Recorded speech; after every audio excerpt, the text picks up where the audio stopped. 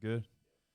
What's up, everybody? Welcome back to another episode of the Powerful Fitness Podcast, episode number 5. Today, we got a very special guest, the one and only John Dudley. So, John is my Jiu-Jitsu instructor. He's the instructor at Carpe Momentum Jiu-Jitsu here in Cape Girardeau over on Sprigg Street. And, man, what can I say? This guy's a beast right here. So, we're going to start off by reading off some of his accomplishments at Jiu-Jitsu tournaments. And now I'm starting to see why every time I go in there, I get strangled to death. So we'll start from the most recent 2021 IBJJF Kansas City Open. He got second place at as a brown belt. 2020, the Missouri Fuji State Championship, first place as a brown belt. 2019 IBJJF Chicago Spring Open, first place as a brown belt. Another 2019 Missouri Fuji State brown belt, first place. 2018 IBJJF Pan American Championship, first place as a purple belt. 2018 Missouri Fuji State Championship at a first place as a purple belt. And did you pull up the? So you can go on Carpe Momentum Jujitsu.com. And just look at, I mean, this starts from 2013 and goes all the way to 2020. It'd take me 5 minutes to read this off, especially as slow as I read. But definitely a lot of jiu-jitsu tournaments he won and got second, third, and just, tearing people up. So, what can I say? The dude's a beast. He's like 56 years old. 57. I'll be 44 next month. So 44, and he makes me feel like I'm 79 when I roll with him, because the dude's a beast, and so I think we should go ahead and talk about like what got you into jiu-jitsu and just running from the tip top. So I Hodger Gracie, UFC 1. I mean, I think it's what got everybody into jiu-jitsu. That was 1993. Yeah, 1990. When was UFC 1? I think 95? 93, the first one. So at that time, I was in Kempo at the time, and I've actually got my third-degree black belt in that. I worked my way through college as a Kempo instructor. But anyway, I was doing my Kempo there with a buddy of mine, Kevin, who's in Birmingham right now. And he, we saw UFC 1 happen, and he got Hodger coming out with this Brazilian ground kung fu, just kind of beating everybody up, especially people who we held in real high regard, like Heath Hackney was a big Kempo stylist at the time, and Pull for this him a little closer. For him to do what he did, you can scoot this forward. So for him to do what he did in the first 4 UFCs, I mean, it just wreck everybody. Yeah. And keep in mind too, that was in a tournament format. It wasn't like it was just one fight like right now. I mean, he had several fights, and as dominating as he was, so naturally we're all like, man, what's this guy doing? So we go out, we try to learn it, but where do you learn it? There's nowhere in the States to learn it at all. So. Right. Unless you want to travel to Southern California, where Hodger Gracie actually opened one of the first academies out there, but that wasn't an option. I was 15 years old, 16. So we did what everybody else did and just bought some VHS tapes. And nice. So, yep. Got some VHS tapes. We started watching the VHS tapes and duplicating what we did on our mats at our Kempo school, and kind of started from there. So wow. So that was at age, you said 15? Yeah, 15. Wow. 16. So, man, you've been in this for a while. So after that, did you have any tournaments before you started training at actual jiu-jitsu school? Where was the first jiu-jitsu school you started training at? So prior to that, no jiu-jitsu tournaments or grappling tournaments or anything like that. But when I was in Kempo, I did quite a few point sparring tournaments, kind of like the taekwondo tournaments that you see here, Kempo, just stand-up point sparring, punching and kicking. So I did that.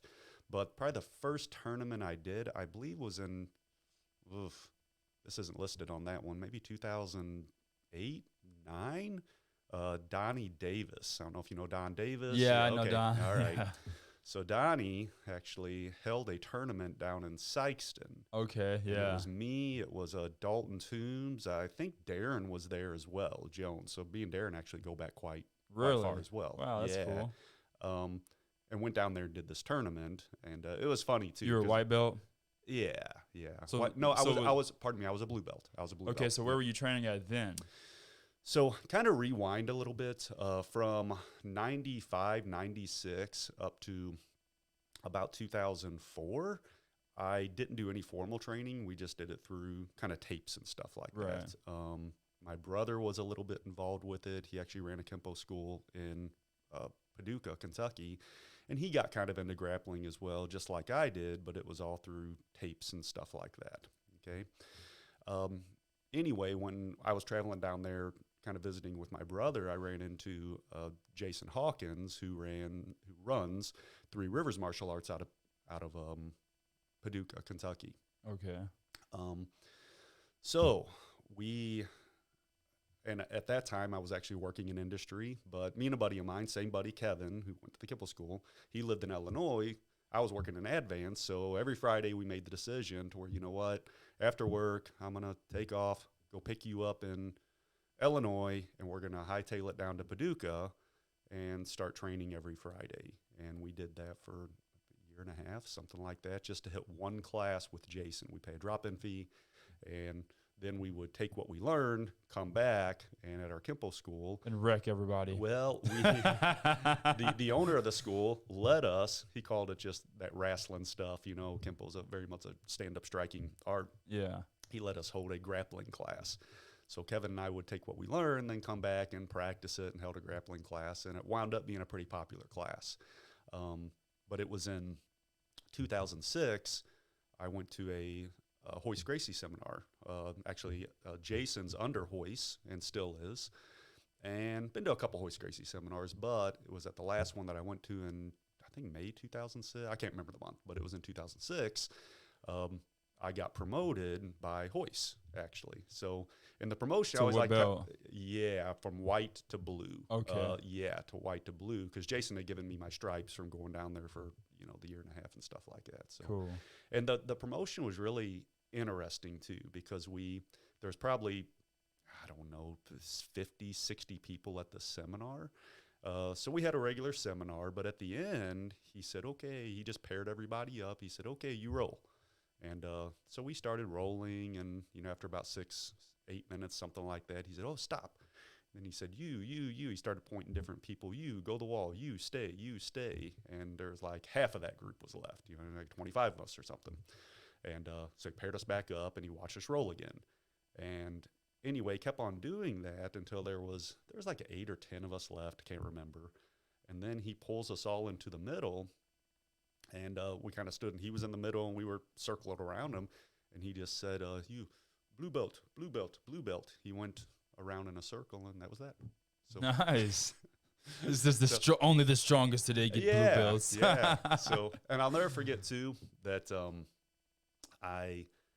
when Hoist was going around this circle, he didn't point like to all of us. It was like every other one or something. So it wasn't like he just Really? Yeah. And I didn't get pointed at, and I was thinking, well, shit, what happened? Did I not get my blue belt? I was wondering. He was just vaguely. He was just va- kind of just like, he hey, was- blue belt for Yeah, he was vaguely pointing. So Yeah. I remember Jason, the next day, just kept on stewing on me. So I called Jason. I said, Jason, what the hell, man? Did I get my blue belt? He said, yeah, congrats. I said, he didn't point at me. He skipped me. So they didn't actually tie a blue belt on you that day. No.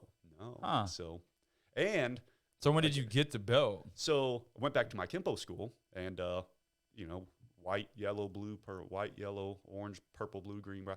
Anyway, blue was one of the belts in our curriculum that I was teaching at the Kempo school, so I just grabbed one out of the cabinet. No way. Yeah. And the funny thing, I still got it. The funny thing about that blue belt is they didn't have the belt stripe on them, so the black bar, Right. the stripes on. So I went to J.C. Penney and got a big black patch, one of those iron-on patches. Get out of here. And still got it. Yeah. That's so cool. Yeah. I think it's at the gym. I'll show it to you. Oh, and Wow. Hoist Gracie signed my white belt too. So that's pretty that I had at that That's time. tight. So, yeah. Awesome. So then after you got your blue belt, then you did that tournament in Sykeston. Correct. Okay. Yeah. And how many tournaments did you do at blue belt? Oh goodness. So that tournament at Sykeston was like an OA. It was my first grappling tournament that I ever did. And then I didn't really start doing grappling tournaments until 2013. And the reason 2013 is when Brian Gracie, Southeast Missouri, actually opened up in Cape. And it was the first time in my life that I actually had a jiu-jitsu school. 2013. It was in February 2013 is when he opened that gym up. And Cool. I remember, he wasn't open a week or two, but my buddy Dalton at the time called me. He said, "Hey, Johnny, hey, there's a jiu-jitsu school in town." I said, "What? Where?" "I'll be there." And I immediately went over. Because at the time, I was still kind of every now and then I'd go to Paducah. I was traveling up every now and then to J.W. Wright's in St. Louis. But it was just hard. Married, 3 young kids at the time, boys, they're all traveling wrestling, traveling football. It's just, we were very, very active and stuff. And not to mention our careers. And it was just tough, to travel. But Right. once something was available locally, I was all in. So that's when you was still a blue belt. Mm-hmm. Okay, Yeah, blue. cool. 2013, and Brian gave me my purple belt in 2015, and then he gave me my brown belt in 2018 on the podium at Pans, actually. Nice. Yeah. And then I opened my gym in 2019, and then my main instructor now is Samuel Puccio, which you met a couple times. He's a beast. Yeah, Carlson Gracie black belt, yeah. Man, how time flies. How time flies. So, man, I bet you have a lot of interesting stories of tournaments. Tell me some, just some wacky stories of tournaments. So maybe you had diarrhea and still had to fight or so probably that last one, the Kansas City, I'll tell you a couple. So the Kansas City one is when we were driving up. I remember I wasn't feeling well. It was like Thursday, something like that. I was like, crud, and it just got progressively worse too. And come Friday night, literally, guys, we need to go to Walgreens. We went out, I got a bunch of medication and stuff, just trying to feel better. Woke up the next morning just feeling like shit. I felt horrible. What do you think it was? That was at the height of COVID. I'm pretty sure that's what it was. Oh, okay. I'd literally, in the aftermath, the following Monday, I had all the classic symptoms. I lost my taste. I lost all that kind of stuff. Yeah. But that day, it just, first match did fine, and but by the second one, I just started sweating, and I couldn't stop sweating. It was like my body, and it was just, I was like, crud, man, I got the finals match coming up here. It was just a couple matches. It was a small tournament. But, and after that last match, I wound up giving, I think 3 points up for a pass. And then it was just 3-0. It was me playing guard and attacking, and I think I got a couple of advantages, but wound up losing 3-0. And, I've always a type 2, I shook his hands like, yeah, no worries, guys. But man, I felt really, really bad. I was like, hey, I need to run to the bathroom here. And I went to the bathroom, went in the locker room, actually took my gi top off. I sit there in my underwear with my back against the wall, and I just kept profusely sweating. And I was drinking water. Nothing was working. Well, I was freaking out. Yeah, I felt bad. But after that, I finally, guys were texting me, say, hey, you all right? Yeah, I'm just cooling off back here. And so did you ever think, I wonder if I have COVID? I was pretty certain I think I did, but I didn't know. I didn't know. I knew in the aftermath pretty quickly, though. Right. Because Richard. Losing the taste and smell. Yeah, Richard was with me at the time. He started feeling bad, but he went back Monday and got tested, and then lo and behold, he had it. Right. So, but I'll never forget, too, when I went and weighed myself, right after that, I left the bath. I was like, man, what do I weigh right now? I've been sweating for a while. I was literally under 154, which for me, right now I'm around 179. So how much did you sweat out? I don't know. Who knows? So, 5 to 10 pounds? Yeah. Jeez. So, that is nuts. Yeah. So that was a funny one. A couple other matches that kind of come to mind. I remember my first match when I won Pans. So as I went out, I don't know, what belt was this? This was a purple belt. This was 2018. So Okay. the day I got my brown belt. And you can find this on if you go to IBJJF's not IBJJF, Flow Grappling, and just look at my name, you'll see some of these matches on here. But okay. I thought I was winning the match. It was like 30 seconds left, 45 seconds left, and I thought, man, I'm up 2 points here. And then I remember Brian, he's off to the side, and he yells at me. He says, hey, John, you're down 2. You got to move. And in my mind, I thought, shit, what? And I was in a guard and then just armbarred the guy. Nice. It's like, oh shit, and then just threw up a quick armbar and caught that guy. Nice. So, yeah. That's sweet. Yeah, the points when I started doing the jiu-jitsu tournaments, I didn't even know the point system. I didn't know the rules or nothing. I was just so used to, MMA, it's just whatever. Yeah. There's no, you can't heel hook, stuff like that. So I actually heel hooked somebody at a tournament. I think it was St. Louis or St. Charles or something. And I snatched it up so quick and I started cranking and he was like, hey, fucker. and the referee stopped. He's like, he very calm. He's like, can't do those. Those are illegal. I was like, oh, I'm sorry. And the coach was like, my opponent's coach was like, it's all right, let them reset, let them keep going. But the guy was pissed. Did you get DQ'd? No, they let us keep going. So, but I mean, they let us keep going, and I was just like, this is dumb. Like, this is dumb. Yeah, I got actually my first, I think it was my very first tournament in 2013. I did the gi, and I think I got second in that tournament, and second. It was a long time ago. But in the no gi, I actually won my first, but I was doing the second, and I knee barred the guy. I mean, I didn't know. You can't do knee bars. And they just, boom, X, that was it, And I remember I stood up, and I still didn't know. Thinking you won. Hey, I was like, hey, what the heck happened, And I stood up, and they're, and found out it was, never forget, it's Mike Collins in cardio. It's a friend of mine. He trains up at JW. He's a black belt now. But we all laugh about it now. And because I didn't know. Right. And Brian called all the shit about it. He's like, hey, man, don't you guys tell the rules to the guys? And I'm sure Brian did tell me. I wasn't paying attention and so on. But it is what it is. That's why I like MMA. You can just do whatever submission you want, Yeah. But it's definitely it's hard to think about that stuff too when you're in the heat of the moment. You're just gonna snatch up whatever's there. Well, and the rule set too. I understand why it is the way that it is. Right. I mean, it does make sense. Having said like reaping the knee out of like a single leg X and bringing the foot across, and and that is now legal at Brown and Black. I think it's just at Brown and Black. In no-gi IBJJF, you can actually reap and you can do some of those foot locks and stuff like that.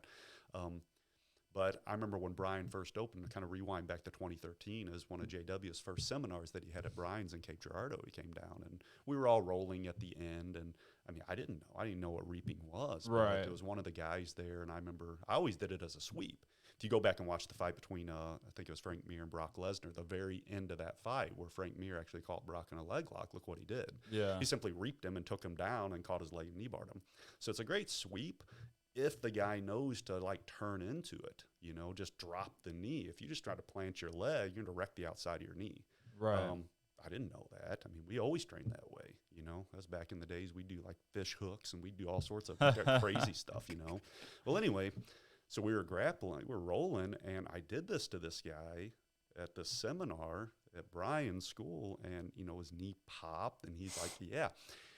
And he kind of yelled, and the entire room stopped. Yeah. There's a lot of people in there, too. Oh, I'm thinking, God. crud, man, what happened? Hey, sorry, I didn't know I did anything wrong. Well, JW came over. He said, hey, what happened?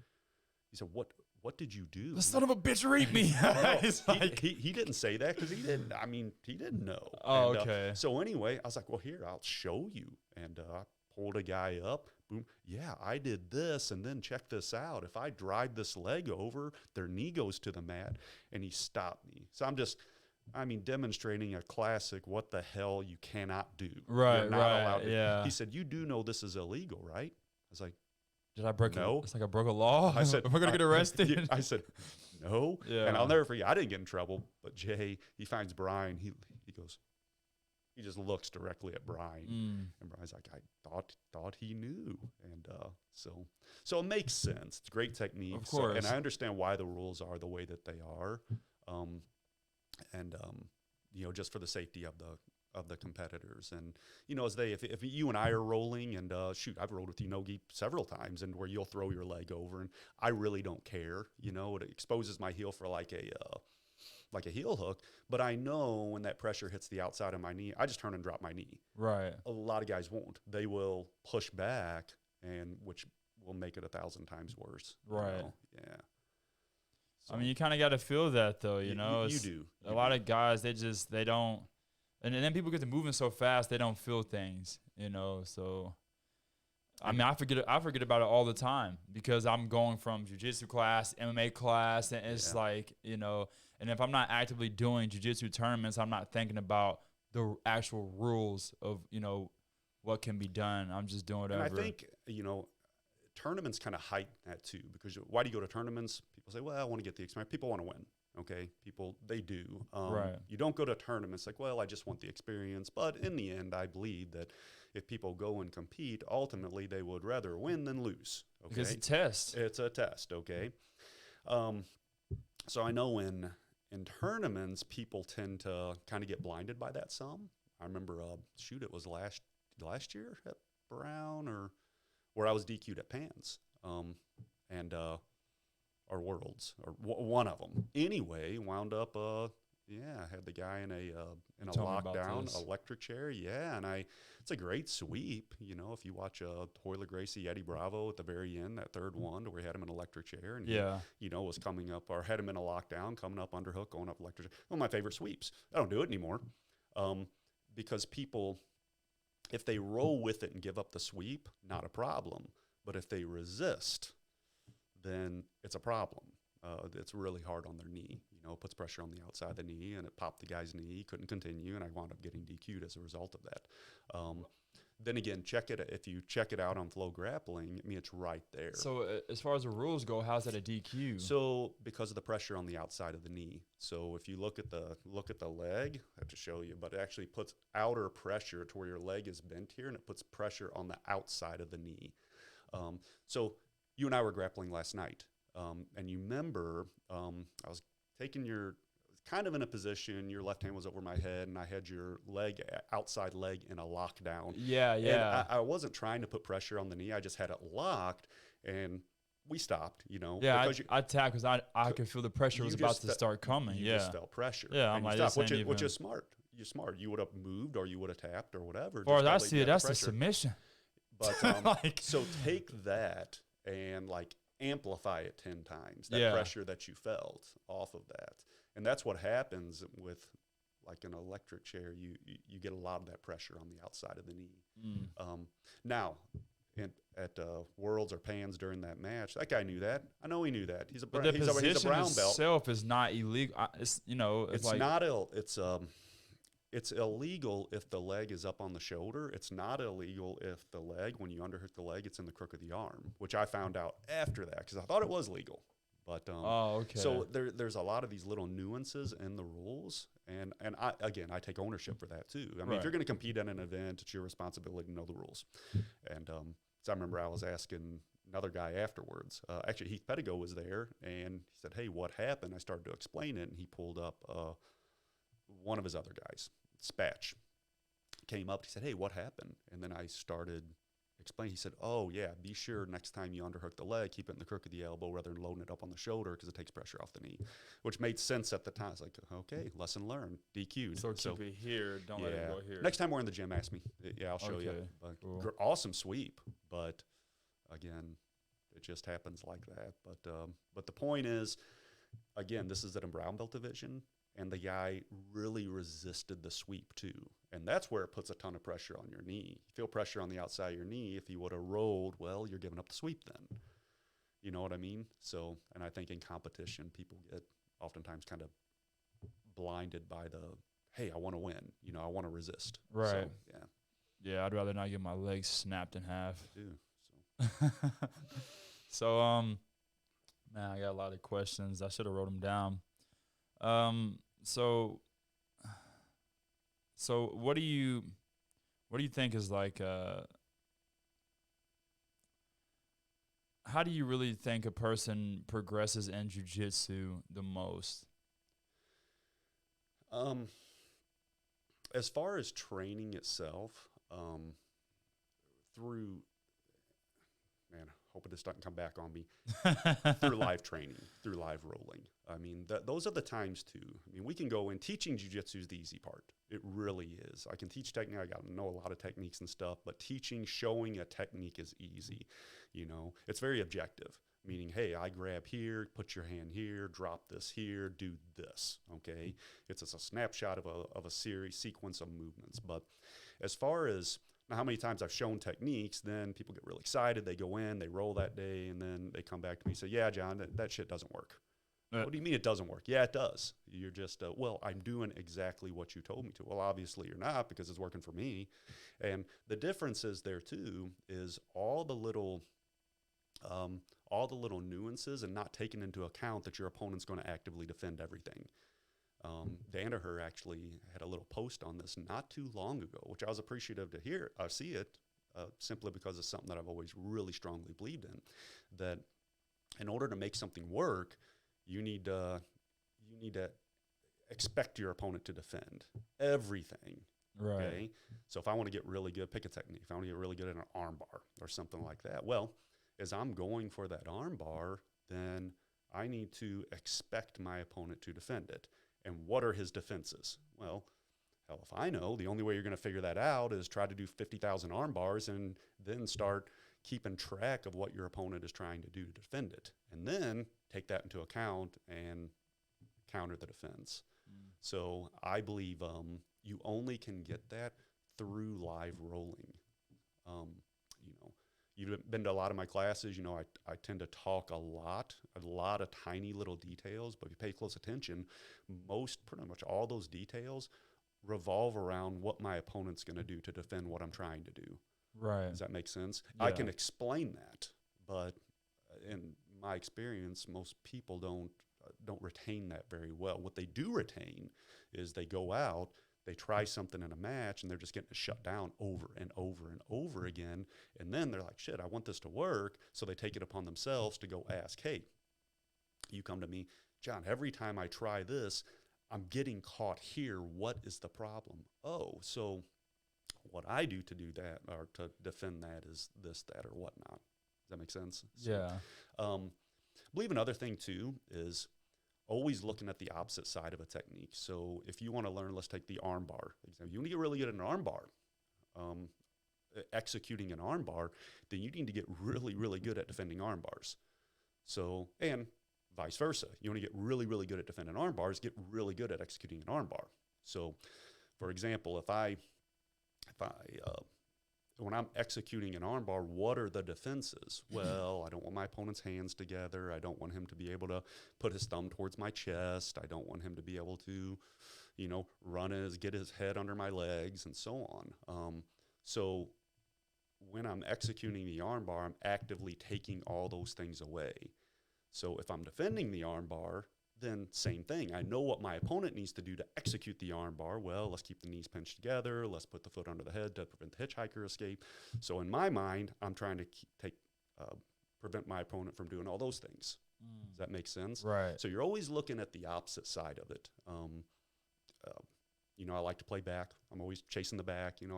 Probably my highest percentages from subs are from the back.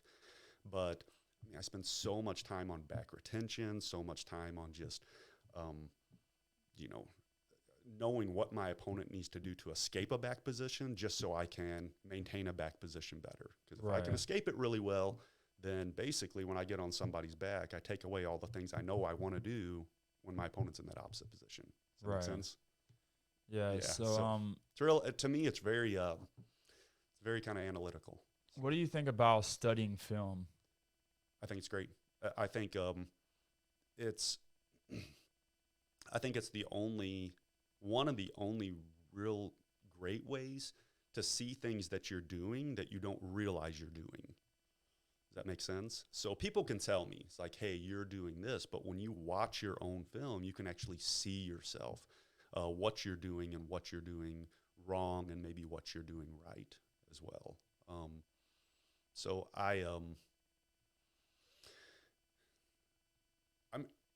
I've often thought, again, it's hypothetical, it'll never happen, but what I'd really like to do one time is to be able to grapple myself. I would really like to do that, like a duplicate. And to create a clone of me right now, and I want to go against John right now, because there's techniques that I have a really high percentage off of, hit percentage, and I don't hold anything back when I'm teaching classes. You know that I tell you guys everything that I'm doing. Well, then if I'm telling you everything that I'm doing, then why is it not working as well for my students as it does for me? And it could be, well, experience, could be whatever, you've been doing it a lot longer. Yeah, but I'm telling you all those things. I'm letting you know through the experience, well, this is exactly what I'm doing. This is exactly my thought process. This is exactly what I'm thinking. Why is it working for me? And it's not working for my students. I'm telling you all this. So I'd like to grapple myself. Time and service is what it all comes back to. Yeah. And Hodger Gracie, you know who he is, right? Yeah. How's Hodger finish all his matches? I don't know. I don't Dude, watch it's this disgusting, man. He gets on top and mount and cross collar chokes them. Versus almost all his matches. They know that Hodger is going to get on top and he's going to cross collar choke me. You know the very first thing I learned as a white belt? What? Get on mount and cross collar, or cross collar from guard, is literally the very first technique, and this guy's doing it. So, and Hodger, I'll never forget. I was searching YouTube and found a video. Hodger teaches details of cross collar. I was like, oh, this is it. This is it, man. He watched a little video of the seminar. He said, okay, first you get on top. Your hand, come in like this, under. You get grip. And then you reach across. You put thumb in beneath ear. You circle and then head to it was just no details. In my mind, I was thinking, well, no shit. I know that. You're doing something else. And I often said that I think guys like that, or like your Marcelo Garcia, if you watch him pass, he literally just stands up and kind of steps through everybody's guard. I mean, how is he doing it? I think even those guys don't know everything that they're doing. It's crazy because it's like when you watch a lot of the high level matches and when they do things, it looks like that wouldn't actually work. Yeah. Like where there shouldn't be a lot of space, there is a lot of space, but they still make it work, or vice versa. It's like, how are they making that work when it looks like it shouldn't? I don't get it, but I feel like sometimes it's just I don't know. Sometimes I get to thinking about all the techniques and then I just get lost in them. I'm just like, one thing that I try really not to say in my gym. I told myself I'm never going to do this because it pissed me off when I was a jiu-jitsu student more, is when I would ask my instructor a question. It's like, hey, you know what? I'm having trouble here. What about this? This doesn't. He's like, oh, man, just keep working. You just got to feel it, man. Just keep working. And I hated that answer because in my mind, it's like, you just got to feel it. And I was thinking, man, what the hell does that mean? How does that help me? You know, everybody wants the silver bullet, man. They want. Yeah. Willie asked me a question. All right, John, what can I do to improve my jiu-jitsu? All right, Willie, you need to take your hand and instead of grabbing here, you need to grab here. Problem solved. You know, they want that objective little thing. When, much as it grates me, there is a big feel component to it. So how many times have you been, I don't know, you're watching an MMA fight or you're watching a grappling match or something, you're screaming at the television saying, dude, the arm bar's right there, the triangle's right there. Why aren't you doing it? These are high-level grapplers. right. And I've done the same thing. I was like, I don't know why they didn't take this. Well, I know now, in their mind, it wasn't there. They didn't feel it, yeah. They didn't feel it. Something felt off. Something felt insecure. Something felt they didn't go for it. See, my MMA instructor has been telling me that for the last freaking 5 years. He'll be saying, you got to feel it. Feel yourself. Feel yourself. I'm like, all I can feel is my calves burning or something like that. Like, but he's just constantly saying that, feel it, feel yourself, feel yourself. I'm like, okay. And I'll be trying something and I'll get it wrong 50 times. And then I'll be trying really hard and I'll just be like, you know what, whatever. I'll just do it like that. And he'll be like, that's it. That's it. He's like, did you feel? I'm like, I didn't even try. Like, I didn't even try that time. Like, what the heck, dude? So, yeah, it's crazy how when you first start doing stuff, you just feel like you're just like crippled. Like, it just does not feel right. You know, I feel like you're walking on a tightrope. Like, every step does not feel like you're not even supposed to. I feel like you're not even supposed to be taking that step. Everything feels so awkward, and then eventually you just kind of just feel the flow of things. It's crazy. I don't know. I constantly study, techniques and stuff, but sometimes I'm just like, you know what? Forget about the techniques. I'm just gonna just see what happens. That's why when I roll, a lot of times I just start moving. We I'm a huge fan of positional sparring. Actually, the way we do it some, take our Wednesday night like guard passing class or something like that, to where everything's working out a specific position with a certain goal. And we do some of that, like we'll do like a sweep pass submit or something like that, do a Shark Tank type of thing. But I do realize too that students, when they start rolling, they like free rolling too. It's like we'll just start standing up and whatever happens.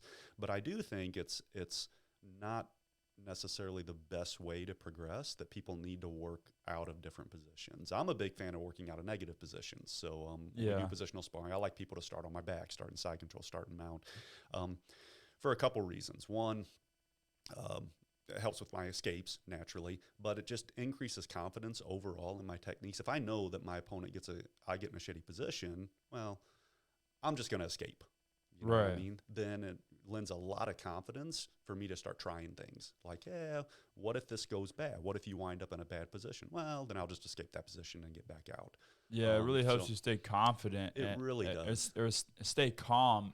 If someone mounts you, you're not freaking out. Like in my last fight, we're a minute in, and we're 10 seconds in, he takes me down, he's in my guard. I'm like, okay, that's fine. I'm about to get up, And then I get up, and then he takes me right back down. We're a minute or so into the first round, and he's got me mounted. But never once was I thinking, oh, shit, I'm mounted. I was thinking, okay, I know what to do. Get my ass against the fence and then push off of it and roll. Keep control of his arms. Don't let him posture up and strike. Once he does posture up, good, because I'm about to use that to roll you, So he wants to posture up and throw a strike. I'm like, okay, once you get up there, I'm going to buck, and you can't just punch. You got to post, because if you try to punch, well, now I got you rolled, and then I got my ass against the fence and rolled him and stood up, So, yeah, being in those negative positions definitely helps you stay calm. That's like the number one thing, is staying calm. Well, I think especially, too, for new practitioners, man, jiu-jitsu's freaking hard, man. It's the problem is you get a new person who comes in and tries it the first time, and again, they can be athletic, they can be whatever, but if they've never done it before, I mean, they're going to be way behind. Yeah. And I've said it 1,000 times, I think, with things like wrestling, jiu-jitsu, judo. I think why they're so effective as martial arts is the way they are taught, and the way people train, the way people learning the techniques. When it comes time to actually put it into practice, it's done the exact same way, as hard as you can go. So like when we do, we get to the rolling aspect of jiu-jitsu, we're doing exactly what was just taught in our classes, with maximum resistance, as hard as we can go, without fear also of injuring our opponents, because we got good training partners. And a lot of other arts just aren't like that. I remember when I did Kempo, for example, there's a lot of self-defense techniques, a lot of striking to the elbows, to the eyes, to the throat, to the knees. Well, how do you train that full contact? You can't. And therein lies the problem. You can't. Or you do that, you go to a tournament, it's a point sparring tournament, which is a light years away from what you just learned in all your self-defense techniques. Right. But if you take judo, you take wrestling, you take jiu-jitsu, you take a lot of those, the way we practice is exactly how we train, and it's as hard as we can go. So for new people coming in, though, man, it's not like you're just going to be doing poorly for a month or two and you're going to catch up. I mean, my goodness, you're the nail oftentimes for a year, 2 years, 3 years. It just goes on and on and on. Yeah. And so I think it definitely takes a kind of a unique person. You got to have a strong will, a strong mindset to even stick with it. Right. So why do you do jiu-jitsu? I mean, you could be doing anything with your time, man. You could be. I could. Join a softball, the biggest baseball team. Bowling. Yeah, I've tried that. So a few things. What really kept me, I've said it again, said it many times. Jiu-jitsu is what brings people in the door. Really, I mean, people who they have this initial interest, whether it be for self-defense, they want to be competitors, they want to be hobbyists, they want to, I don't know, they just be part of a community or something. But jiu-jitsu is what brings people in the door. Community is why they stay. And I truly believe that. I opened my own gym just because I really, really fell in love with the community. And especially in downtown Cape, I knew there's a huge demographic that wasn't being hit from the school over in Jackson, especially among the college students. And I wanted to be able to create something that that kind of duplicates that community, that supportive community that we feel. You know, when people come in, you know, same thing. We're sitting on the mats, we're laughing. There's always people cutting up. There's always people, when it comes time to train, we train hard. But in the end, you know, we're all there having a good time. We're really supportive. And so that's first and foremost kind of why I do it. It's just I'm happy when I'm there. You know, if you love what you do, you'll never work a day in your life. There's days I wake up, I was like, man, I don't make it. Elbows bothering me. I don't really feel like going in and training today, but there's not once that I get into the gym, get onto the mats to where I'm just happy. You know, I have a good time. And so I mean, I feel like I'm mostly there for the art. Yeah, I mean, I feel like a lot of people, this is going to sound bad. No one's going to want to train with me after this. But I feel like a lot of times when you're a competitor, it actually puts a barrier in between you and your teammates, because like you're just so competitive. A lot of times you forget that your teammates are your teammates. They kind of feel like competitors in a way, you know. And I also feel like that's why you have to be willing to give and take when, you know, when training. The guys that never want to give anything, you know, this is kind of, it creates this kind of a weird energy, I feel like, you know, to never, I mean, I don't know. It's just, I just can't stand a person that will like fight with their last dying breath before they let you get one up on them. You know, it's like you got it. Like you could have something like right there, and like they just, of course, that's competition training. You know, I feel like you need that. You 100% need that. But for it to be like that all the time, I feel like that does create like a barrier in between. You know, it just gotta. Okay, for example, say you got a fight coming up on Friday, and on Monday we're training, and I'm going full blast with you. Like I'm giving you nothing. Like, is that going to help you? Yeah.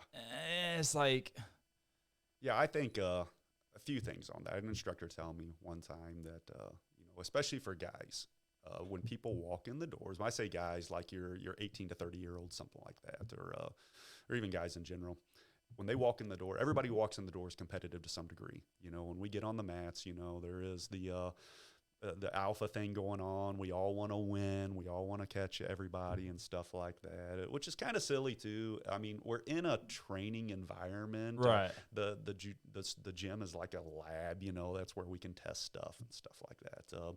I do think that definitely people have a responsibility to tap. So if they're caught, but they also have a responsibility to the other to not, to make them earn it as well. So I'm kind of torn on that one a little bit. If I catch somebody and I've literally, I don't know, I'm extending their arm in an arm bar, I've got a choke, and they tap early, then, you know, that's fine. But if somebody taps just because their position's bad or something like that, or there's a little bit of pressure on them, or I start to go for a submission and they tap, and usually I call them out on it. I was like, hey, man, let me earn it next time. Right. I'm kind of curious if I would have got it. Right. So I get what you're saying, and I agree. If you are caught, don't let yourself, you know, like, fortunately, we've had some guys in the gym get their knee injured or get their ankle injured or get, just because they're just not tapping, or get their arm hyperextended. They should have tapped a long time ago before it got to that. Or the other guy should have just let it go, you know what I mean, and not hurt the training partner. So I really see both sides of the coin on it, is that we have certain guys in the gym that, I'll use your brother. I'll use Keith. So That's Keith, exactly who I'm talking about. In case anyone was man, wondering, Keith is for me a phenomenal training partner. Man, he's caught me more than anybody else in the gym. He's really good. He's physical. He's confident. He has a specific game that he plays. I've learned a ton from your brother. But one thing that I realized with Keith too is he will never jeopardize his body. There's certain techniques that he'll. The fuck. So you should see when he rolls with me. Let me finish. So he'll never jeopardize his body in terms of submissions. With me, he doesn't. If I like lock up like a heel hook or a toe hook, he taps pretty quick. In that, okay, I'm not jacking with that. Unfortunately, again, it's a rarity when I catch him, but the last couple I caught him, they're like chokes. And man, I appreciate it because the guy makes me earn them. He's not going to tap super quick because what's going to happen? He's going to tap before he passes out, but it's not like something's going to get snapped or something's going to get broke or whatever. But he really makes me work for it. I'm gonna snap something on him. All right. He makes me earn it. So I think there's responsibilities on both parts. Make the guy earn it, but also don't do it to such a degree to where you're going to injure yourself. So yeah, it's like when it comes to it's just the main thing that makes me feel think like this is I don't want anyone to actually get injured. You know what I'm saying? And then also when you train every day, it's like it makes it hard to even want to roll with certain people because you have to give it everything you got to even land a submission on them, which when I go through these things in my head, I tell myself at the end of this long drawn out conversation I have with myself, I look at myself in the mirror or the imaginary mirror in front of myself and say, this is why you do this, because you ain't no bitch. Because a lot of guys, they can't be in this type of environment and continuously come back day after day, year after year. That's why everyone is so like. That's why everyone really appreciates and respects fighters, because this is like the hardest thing you can do. It's harder than any other sport. It's harder than any other job. To just go one-on-one with people every day is, oh my God, it's tough. I'm glad you brought that up. Actually, you talked about this a couple weeks ago. We were in class talking about when you train, training with bigger people or training like every day, and especially live rolling. And I don't care how good a shape you're in. Maybe it's my age or something, but that's hard for me anymore. I still make it a point to try to train with, at least try to get a roll a night with everybody who walks in my gym every day, at least one roll. Okay. But, Willie, man, it's hard, especially if I'm there Monday, Tuesday, Wednesday, Thursday, Friday. Right. It's just day after day after day. And two things happen. One, I think eventually your jiu-jitsu starts going backward because your body's so beat down. Yeah. Bad sessions. And yeah. then what's even worse than that is when I'm leaving the gym sometimes to where I'm mentally drained, and then you get mentally negative. Yeah. Like, man. Yeah.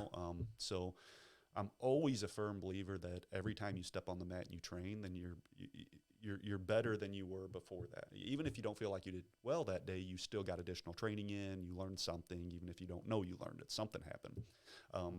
But I think picking, maybe 1 or 2 days a week of just solid, roll those days, versus just the day after day after day grind. Yeah. And a lot of it really just comes down to, communication and understanding, communicating with every person you roll with. Like a lot of times we ask each other, are you okay? Like, is there anything injured on you? Stuff like that. If you just went and did legs earlier that day, like let people know, look, I'm going to take it easy today. I'm not rolling super hard. You know, because even when y'all both have intentions to go light, you're yeah. gonna always go harder than you. The classical. Hey man, let's go 25%. 25%. Whatever. Yeah, we'll go 25% for like 10% of the time. Yeah. And before you know it, it escalates. And yeah. So it's, I mean, and that's the, you know, it's the competitiveness, and it's and not just that, but the love of, you know, the love, you know, when you're doing something, you're having fun, you love it, you're gonna always do it, you know, super intense. So it's just kind of, it just comes with it. But I just hate when I see people, when they, I don't know, it's just, it builds character no matter what, you know. But the last thing I want to see is people leave and then not want to come back. Yeah. You know, because I have my days where I'm like, fuck this. I'm like, they ain't gonna see me for a while. And then I realized by the end of the night, and a lot of times I've actually, you know, like I leave class and Keith can tell that I was upset, and they'll message me and I'll get the rant, and he actually will, you know, talk to me. Like, he'll be like, it's okay, bro. Like, you just have to focus on the technique. You're doing great. You have no reason to be upset, and just, you know, focus on the technique, you know, because I always use the excuse that he only beats me because he's bigger than me. And I still believe that, but, he's a handful, man. Dude, he's something, dude, for real. Yeah. Like, he be pissing me off so bad. Look, for the record. So how much of that is, it's Keith and he's bigger, but he's your brother? Well, a lot. It's because he's my brother, mostly. And all right, for the record, you know, I was the first person ever to tap Keith ever. No way. Yeah, because what'd you catch him with? So when I was like 16 or 16 or so, Willie's uncle on his mother's side, he's the one that got me into MMA. He asked me one day, "Do you know how to fight?" I was like, "No." He said, "You want to learn?" I'm like, "Yes." He started teaching me jiu-jitsu, you know, taught me what the guard was, taught me the arm bar, the triangle, the rear naked choke, the guillotine. What year was this? Let's see, I'm 28 now, and this is when I was like 16, so this was about 12 years ago. So your first exposure to jiu-jitsu was 12 years ago. Yeah. And so I go back to, he shows me some stuff, and then I go back to the house. I'm like, "What's up, bro? You want to wrestle?" He's like, he's like, "Yes." We start wrestling, and then I catch him in these different submissions, and he couldn't understand. And then he came and trained with me the next freaking time. And That's awesome. And then I shot myself in the foot. I should have never even showed him anything until I was like a couple years in. But then, so we started training with, his name's Robbie Cummins. That's little Willie's uncle on his mother's side, you know, and we would just, you know, he taught us some, you know, some techniques we still use to this day. And we had a couple fights. So when I had my first MMA fight, I was 17. I wasn't even old enough to fight. I lied and said I was 18. They didn't even ID people back then. So, you know, we had a couple fights, and we were not well prepared, you know, but we were prepared enough to, you know, to win some. So I had like 4 fights, and then I realized I won my first one, lost my second one, won my third one, lost my fourth, and I realized, like, yeah, this isn't something you just do. You got to really be training hard for this and be prepared. So I stopped. But Keith kept training, and then he started going to Brian's. And after he was going there for like a year or so, I decided, you know, this is what I need to do in my life, because I actually love martial arts. And by then, Keith had already been doing jiu-jitsu for a year or so. And so, you know, I was behind quite a bit. And even still after that, I started doing taekwondo. I still wasn't even really doing a whole lot of jiu-jitsu. I wasn't going anywhere like formally training jiu-jitsu. So, you know, jiu-jitsu was like one of the, it's weird, it's like the first art that I started to learn, but like, as far as going to jiu-jitsu school, you're the first jiu-jitsu school I actually started going to, other than training under Jen, which Jen, you know, he's taught me, you know, that's why I have the style I have in jiu-jitsu, and why, you know, I'm more of like a flowing, moving. And so, like, also one thing that I was always taught from my MMA instructor is respect the technique and respect the practicality. So if we're sparring and I step in and he pops me with a jab and I just start throwing stuff, he'll just look at me like, "You think you're just gonna walk through that?" Or like, he'll land a head kick, you know, and he'll just set it right up here, just sit it there and I'll just, catch it, do whatever. Like, so you're going to catch that head kick I just smacked you with.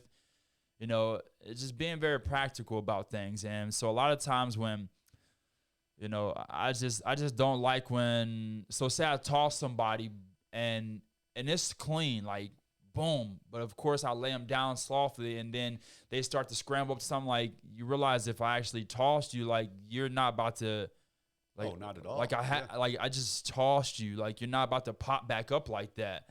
So, but going to your school actually taught me, like,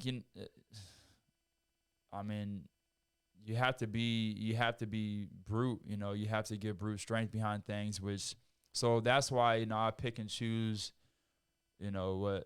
what days I'm going to roll, who I'm going to roll with, and I know who to go light with, I know who to go hard with, and, I don't allow myself anymore to, to get upset with how certain people roll, like I know when I go with Keith and Preston, I know how to approach them and what positions I need to be careful in, and typically, like, when I roll with them too, I always, like, my back is fucked up the next day bad. Like, it's hard for me to even get out of bed because of, the weight and how much I have to strain and push.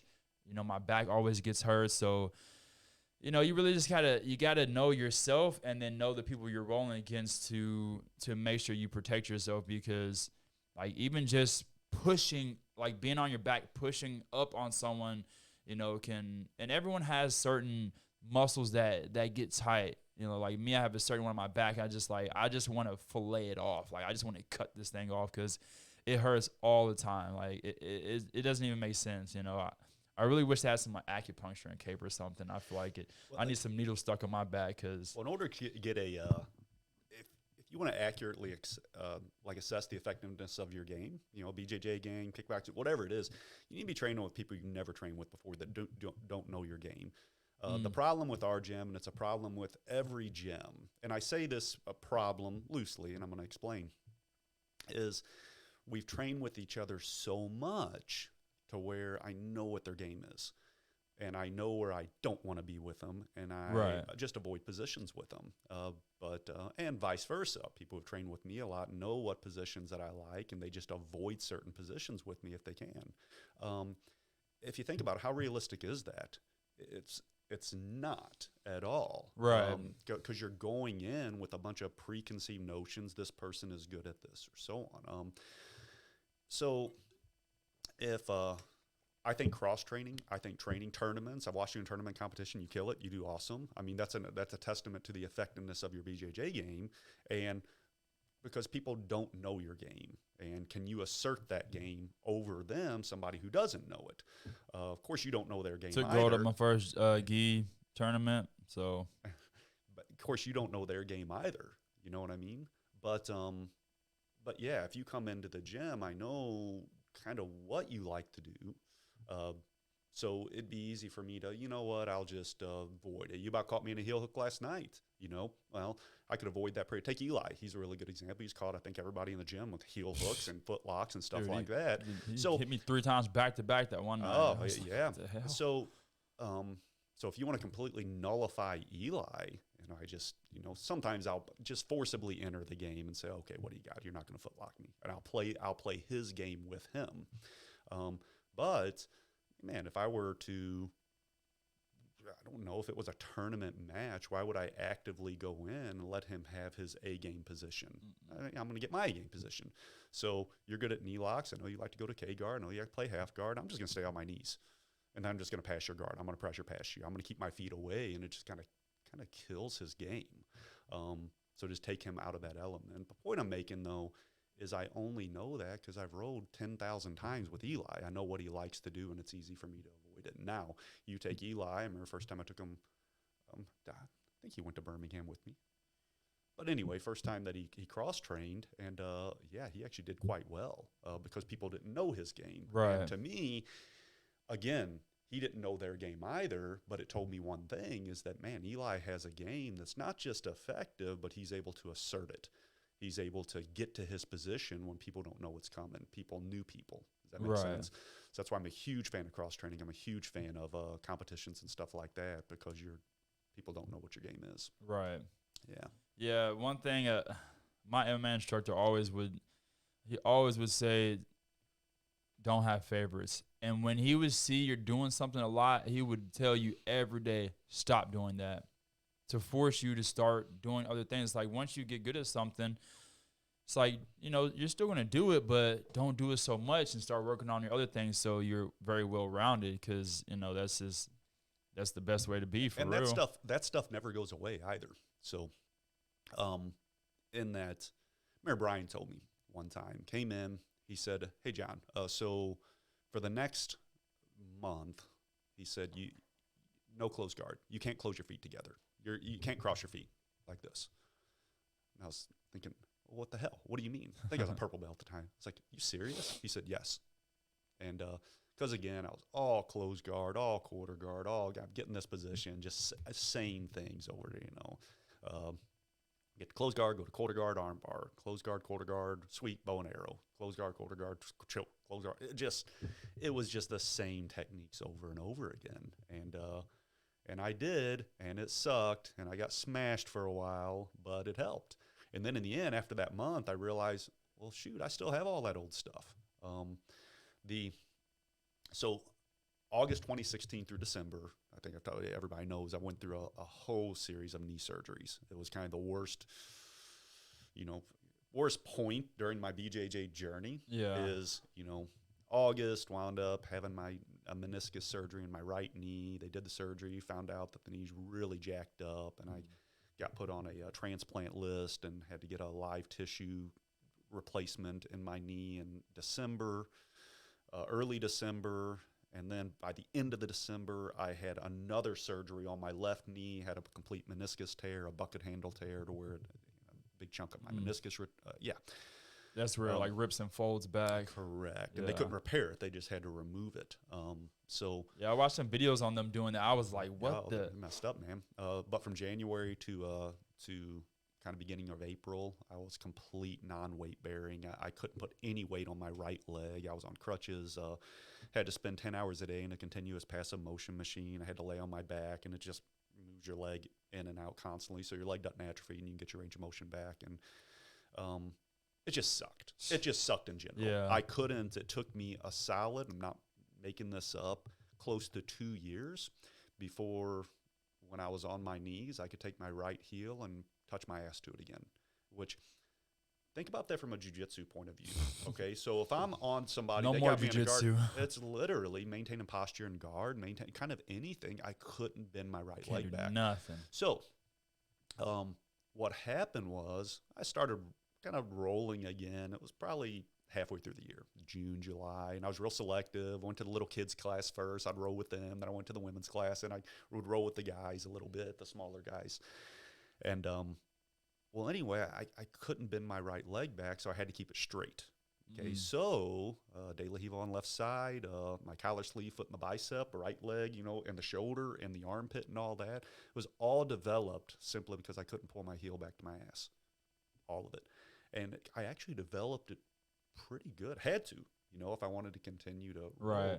Well, finally, when I could get my heel back, I realized, well, shoot, I still remember how to do all this quarter guard stuff too, but now I have this whole other repertoire, that I can do that's quite effective anymore, which was the result of an injury. Right. What you can't do. So I definitely agree with teachers who do that, who say if somebody does have a crutch or something that they're relying on, either tell them, and I'm not saying go out and get injured, everybody, but Limit yourself.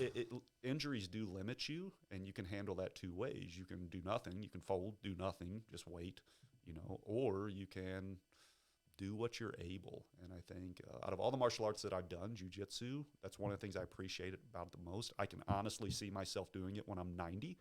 Am I going to be inverting and berimboloing and all that kind of stuff? No, but can I still play a solid bottom half guard game? Can I still play a top side control game? Am I going to modify it as I get older? Well, sure, and you can still have effective games. Dude, I've rolled with a couple of absolute beasts on the mats. I'm not just saying this, who are in their 60s. You let them get up top side control, you're kind of screwed, man. And to me, that's real inspirational. Yeah. Yeah. I remember when I hurt my knee and I was like, well, my career's fucking over with. And this was it was about 2 years ago for me. And my LCL still to this day will hurt when I do certain things, pivoting on it and stuff. And yeah, my knee, it's still not fully. Was it the same injury from a couple years where the guy kind of comored your leg? Yep. Gotcha. Yeah. So, yeah, knee injuries, they suck. They're bad. I couldn't squat for a few months. And then it's like, even once you get your full range of motion back, you still don't have the strength to extending or pulling it back. So it's like, even holding guard is hard. Sweeping people, like anything is extremely hard. The amount that your leg atrophies too, especially out of a serious surgery. When I was non-weight bearing, my right quadricep. I mean, if you look at my legs, my right quad is actually smaller than my left side, and it's never came back. It's atrophied, and just the strength, that extension, my ability to lift with my right leg, like I can pistol squat with my left leg, I can't do it anymore with my right leg. Right. I can get about halfway up, but the strength just isn't there. Right. It used to be. But yeah, and it was my strong leg. Your right leg too? Yeah. Same with me. So I'm right-handed, and Do you do anything in particular, like exercise, to try to keep strengthening it and keep it strong? So with my legs, free weight type, like pistol squats, stuff like that, jiu-jitsu, I don't squat anymore. So I was really big into lifting back probably 2013 to 2016, did a lot of squatting, a lot of deadlifts. I love the lifts. I think they're great but I think just overuse injuries and is what kind of caused kind of the problem in my right leg, especially the nature of that when I had that cadaver replacement surgery. I got pictures of it, they're gnarly, but on the inside of the knee, it was all the cartilage on the end of my femur was just gone, and there was bone on bone and all that. And I remember my physician, the surgeon, said, "This doesn't make sense. What do you do? Are you doing?" He said, "Are you a power lifter or a body?" I said, "Do I look like a power lifter or a bodybuilder?" I said, I have lifted a lot. And, I've worked a lot in my life, too, a lot of construction, and just been probably not as easy on my body as I wish I would have been. But he said, yeah, from what you're telling me with the jiu-jitsu and the movement, this doesn't explain this particular injury. Like meniscus tears, that's one thing. You're twisting your body and your knees get kind of janked up a little bit. But right. So long story short, when I came back, I decided, you know what, I'm not squatting anymore. I'm not doing thing that's going to put like really, if your knee's kind of bent like this right here, that's putting just tons of like downward pressure on my knees like that. So I will do slight leg presses, on a leg press, a stabilized machine and stuff like that. Deadlifts, I'll still do those, which hit kind of your quadricep. But kind of response to your question, I don't do a ton for my legs. Right. And in my mind too, I feel like I get a lot of that through jiu-jitsu as well. I'm constantly lifting people and moving people around and stuff like that. So, so what type of things do you maybe recommend for like recovery from jiu-jitsu? What probably the biggest thing, and it's what people hate to hear, is as effective as rolling is, I said at the very beginning, what can people do to progress their own rolling? What's the single one thing? I said, well, they need to roll. They need to problem solve. You'll only get that through live rolling. Okay, so the first step to really recovering is just minimizing or really mitigating live rolling. Or if you're going to do boring, exactly. People hate to hear. Yeah. But if you want to do it, then do it through positional sparring. So if I know that, I don't know, I've got a particular injury and I might say, okay, I'm going to start out on bottom. People are going to start and mount, and I'm going to work on not getting submitted and get my guard back, something like that, but do positional sparring in such a way that allows the injury to heal. But again, you hit the nail on the head. People don't like that. They're like, it's boring. I don't want to do that. So I think that's first and foremost. Naturally, just, good rest, rolling only a couple times a week or once a week, just and minimizing movements that create strain on that particular thing. One thing I'm really bothering me right now, which I'm not one to say, hey, this hurts, that hurts, or whatever. I try not to. People have a responsibility to the body, but I think Clay Mayfield hit it right. He owns a Triangle Academy down in Franklin, Tennessee, from Nashville. He's a pedigo black belt. But when he talked about you got to control your own narrative, and what he meant by that was, I don't ever want to be that guy when I come in to be saying, hey, this hurts, that hurts. Hey, I didn't get rest. Hey, I'm tired. Hey, I'm this, and say that before I roll every time, because I think a couple things happen. One, when people do that, if you are legitimately injured, tell your partner. You need to do that and say, hey, I am legitimately injured. I'm not saying don't say that, but just don't make it a habit, because if you go in there, you make that a habit, then it drives your jiu-jitsu. You're going in the back of your mind, it's like, well, I'm injured. This is why I didn't do well, or this is why I didn't, if you make it a habit. So I think definitely you need to, to mention that, hey, if you are injured, then let them know, but just don't let it drive who you are. It'd be real easy for me to go in another. Yeah, well, not even that. Just I don't like the negative repercussions that it has on the psychology of your jiu-jitsu is what I'm getting at. It'd be easy for me to say, I'll be 44 next month, man. I am literally a grandfather. I've got 3 grandkids. It would be an easy crutch for me to say. It's like, well, dude, I'm old, man. The guys that I train with are all in their early 20s. They're in their prime. They're in literally their physical prime of their life, and I'm a freaking granddad. But in my mind, I'm like, no, screw that. No, that has nothing to do with it. Right. You know what I mean? So I think definitely controlling that narrative, and recognizing when you're injured, but also still training, but training with those injuries in mind. So the thing that I was going to mention that I've been really bothering me is I've had tendonitis in my elbow now for probably a month, and it's just, I almost just wish it would just be injured, because it's that constant. What's tendonitis? It's that constant, like tennis elbow.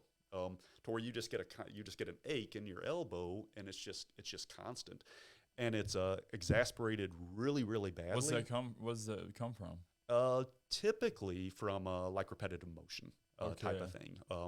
Which, man, in jiu-jitsu, we're doing the same thing. I think with mine, I believe it was probably from lifting, just pushing type motions where they push-ups or presses or stuff like that. I don't know. It's just aggravating. Right. And when we first start, fine. I only rode, I think, 4 times last night, but by the end of the night, man, it was hurting. Yeah. And just inflamed. My elbow was hot, and just, jeez, it just bothers me. So, what's the, how can I fix it? Let it rest. Yeah. Let it rest. Or when we're rolling, just put myself in a position to where, hey, you know what? Do you mind if I start and mount or something, to where I'm not pushing, I'm not framing, and I'm not having to pull as much, but I'm in a position to where it's, yeah. So I think I feel like rolling once a week is perfectly fine for me. I feel like if I roll like 2 times a week is like pushing it, and 3 times is like, it's just too much for me. I cannot see myself rolling for, after 3 classes in a week. Like, no. Especially if you take into account positional sparring, which a lot of people don't. In my mind, I don't. If I say I'm going to roll on Tuesdays and Fridays, which is what I've been doing, but then you'll rarely see me miss a guard passing class on Wednesday nights.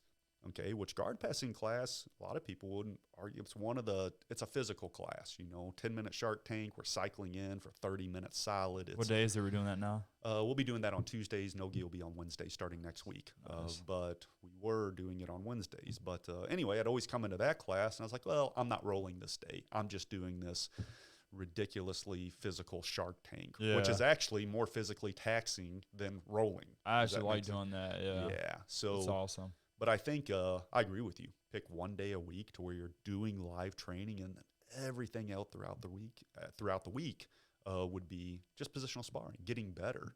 Man, it sucks. You learn a new technique, but then you're never in the position to actually work the technique. Right. and you only get that through positional sparring. Right. But, Yeah, but that used to be all we did when, for the first couple of years I was doing jiu-jitsu, just positional stuff. It never let us just roll, yeah. like ever. But like you said too, I mean, I always, when people come into my gym, why are they there? That's always a question in my mind. Why are they there? For the vast majority of people, I can only say one thing for certain is when they come in, they want to have fun. They want to have a good time. People don't want to come in the gym and not have fun and have a bad time, okay? Regardless why they're there, whether they're hobbyists, whether they're competitors, whether they're there for the art.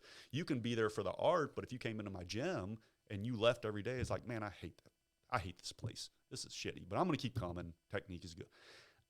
In my mind, I can't believe that somebody's going to stay for the long haul. Does that make sense? Yeah. So that people need to, when they walk into the gym, they need to have a good time, and you said earlier when new people come in, a lot of people come in, they try it, they get wrecked, and then they leave. Okay, they never want to do it again. And for me, I think that's driven by ego. They come in, they just get wrecked or whatever. It's like, screw that, I'm not doing that again. That made me feel really bad to get beat like that. It really depends on the person. So when a new person walks in the door, there's always, kind of a measure. I realize when a new person comes in, especially if they're a guy, probably 18 to 30, and especially if they've had a little bit of training before, I know what they want. They ultimately want to roll with me. That's what it is. What it is. Yeah. Okay. No different if I'm cross training at a school. I walk in. I do want to train. I'm very respectful, but ultimately, dude, I want to roll with the head guy. I just want to see how I can do with him. If I were considering training at a school full time, that literally would be my test. I'd walk in, and if I did, really well against it, not that they have nothing to teach me, but again, it's kind of a test there. If case in point, if you walked into a gym and you rolled with the head guy, and granted that he's not 90 years old or something like that, but he's your age and he's a black belt, and you go in, you just mop the floor with him, would you want to go back there and train over and over and over again? You might, but people would want. Not if I could tell he was trying really hard, and yeah, I'd be like, nah. Yeah, and even if, hypothetically, he might be ridiculously knowledgeable, and could teach you a ton of techniques. Well, yeah, if I can tell, he has more knowledge than me, then absolutely, because I don't expect, what if he's smaller than me? I don't expect him to be able to, beat me when it comes to rolling, or what if he's a lot older? I don't expect him to. What if he's the coach? He's not even a competitor. I don't even expect him to try as hard as I would try. So yeah, for me, I wouldn't really care about that. It's just do you know more than me? Can you teach me? Yeah, and but for new people coming in, it's always when we get to roll. For those guys who are competitors, and you'll know in the first 10 seconds where they're trying to rip your head off or not. There's the guys that I'll just sub them many times over and over again in that match and leave them kind of, gosh, Jesus, man, what? Okay, where do I sign up? But then you got to be careful too.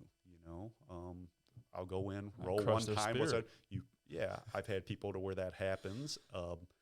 And after that first roll, you can tell they're just really upset. Then we roll again, and I just start giving. I start talking. I'll let them sweep, let them, I'll feed them and on whatever, and so on to kind of, everybody's different, and for me, the saddest ones are the people who come in, they have all the talent in the world, but they can't get past the idea of getting submitted, or they can't get past their own ego, and I was talking to, I think, Jared, one of the guys last night, that, I think, ego itself is one of the biggest deterrents from keeping people from progressing. And I want to talk about that too. I think it's very important that people have confidence in what it is that they do.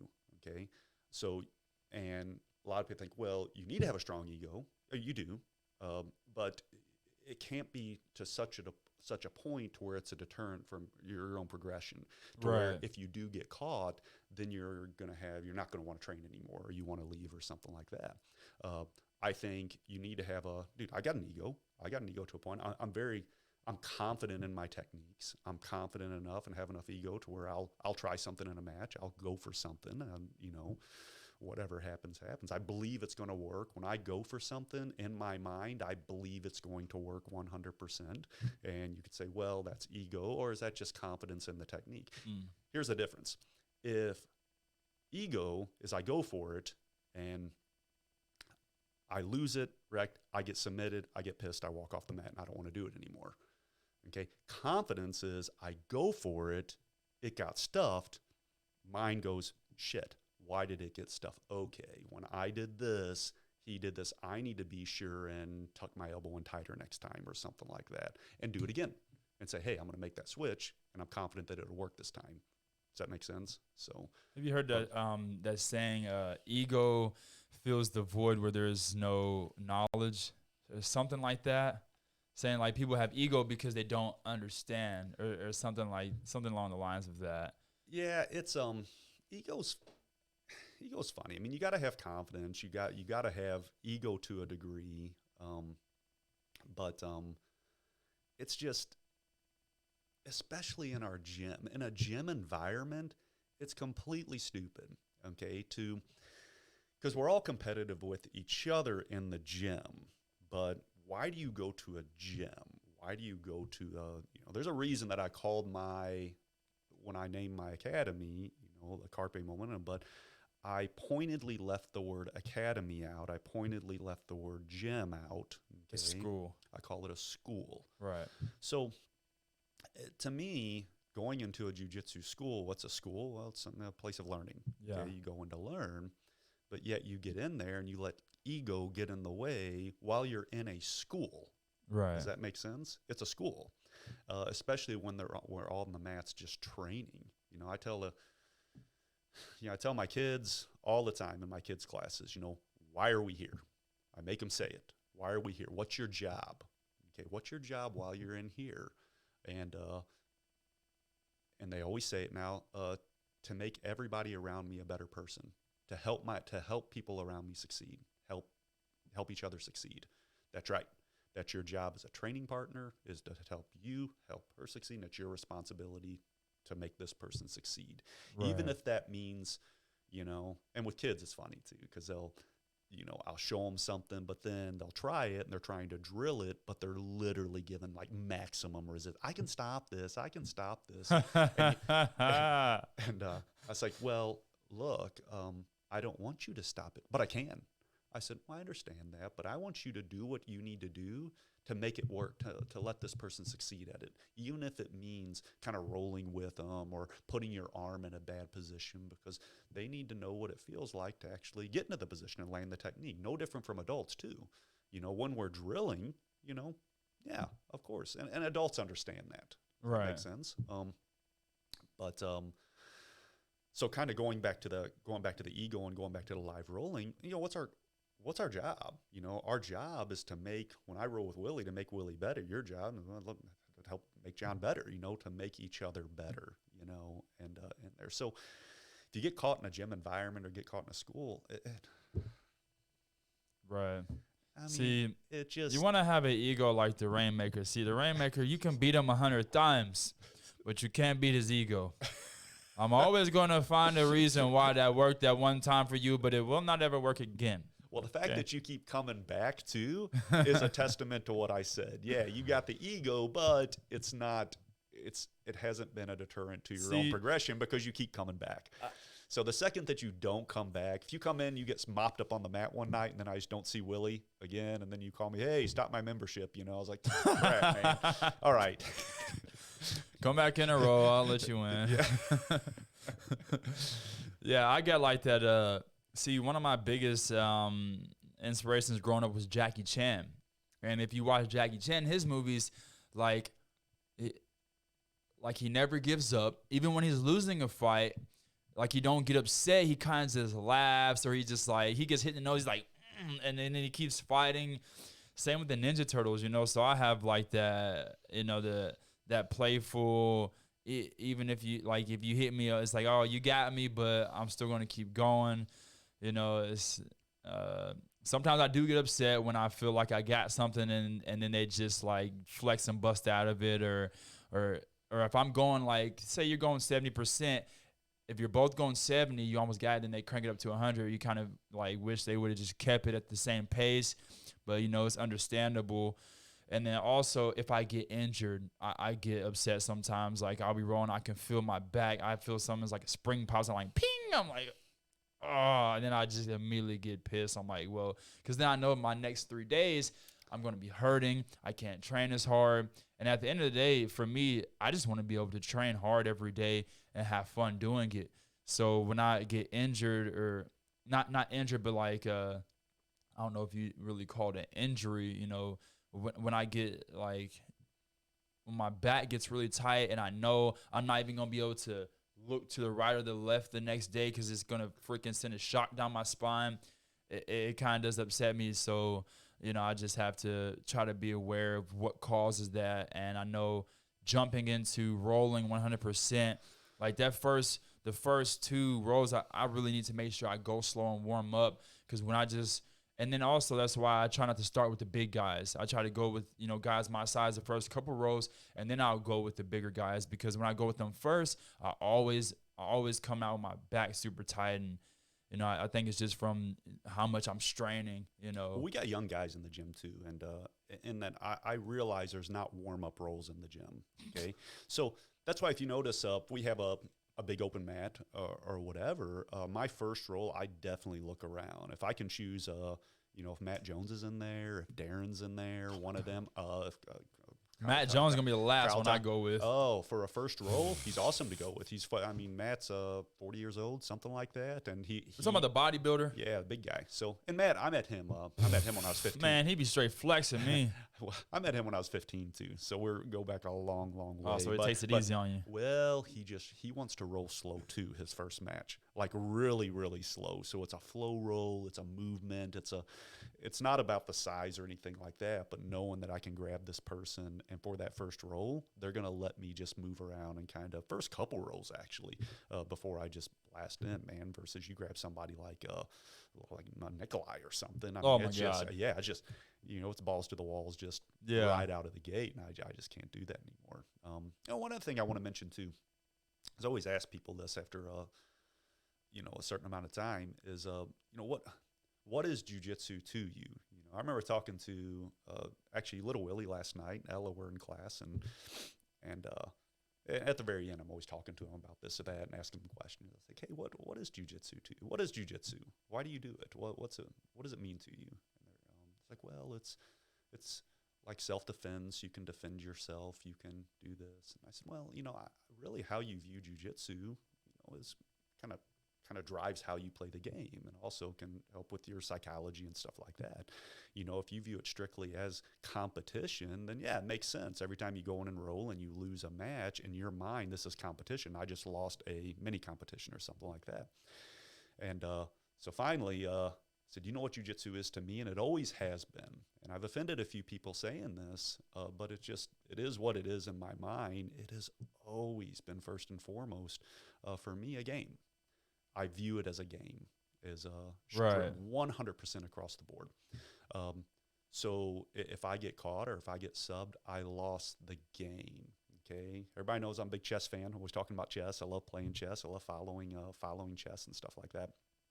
But to me, jiu-jitsu is just that. It's just if I get caught or whatever, it's the why.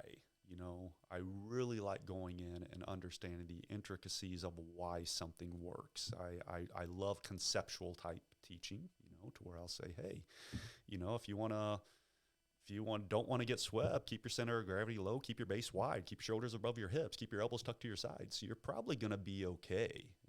If you don't know what to do, if you're in a guard, man, stand up and just start backing up. There's all these little just basic concepts that you can have. If I can get the elbow pushed across the center line of the body, then I should be able to take the back. And versus saying, hey, grab here, do this, do that.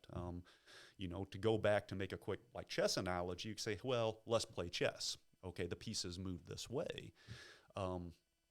Or I could say, well, I don't know what to do in chess. You know what? Put your pawns in the center of the board, develop your knights for your bishops, castle early, put your rooks on open files. Let's work on concepts like that. My jiu-jitsu's like that. It's all like that. And so it's always the why. So there's part of me to say that, hey, man, I love getting submitted. Nobody does, okay? But I learn so much from when I get submitted because my mind acutely remembers losses, acutely remembers times that I get swept. When it happens, why it happened. And, oftentimes I'm caught with something or a little nuance in something that I had just never seen before. Somebody did something. I was like, ooh, I need to remember next time. I'd never realized that was a hole. Some of the more, I don't know, I guess teachable moments for me or memorable moments were when rolling with somebody, throughout my jiu-jitsu, taking my A game. Okay, and I'm rolling with this person for the first time, second time, they come down, I get them into my A game, and then I'm giving them my A technique, and they take my A game, A technique, and they flip it up on its side and sub me.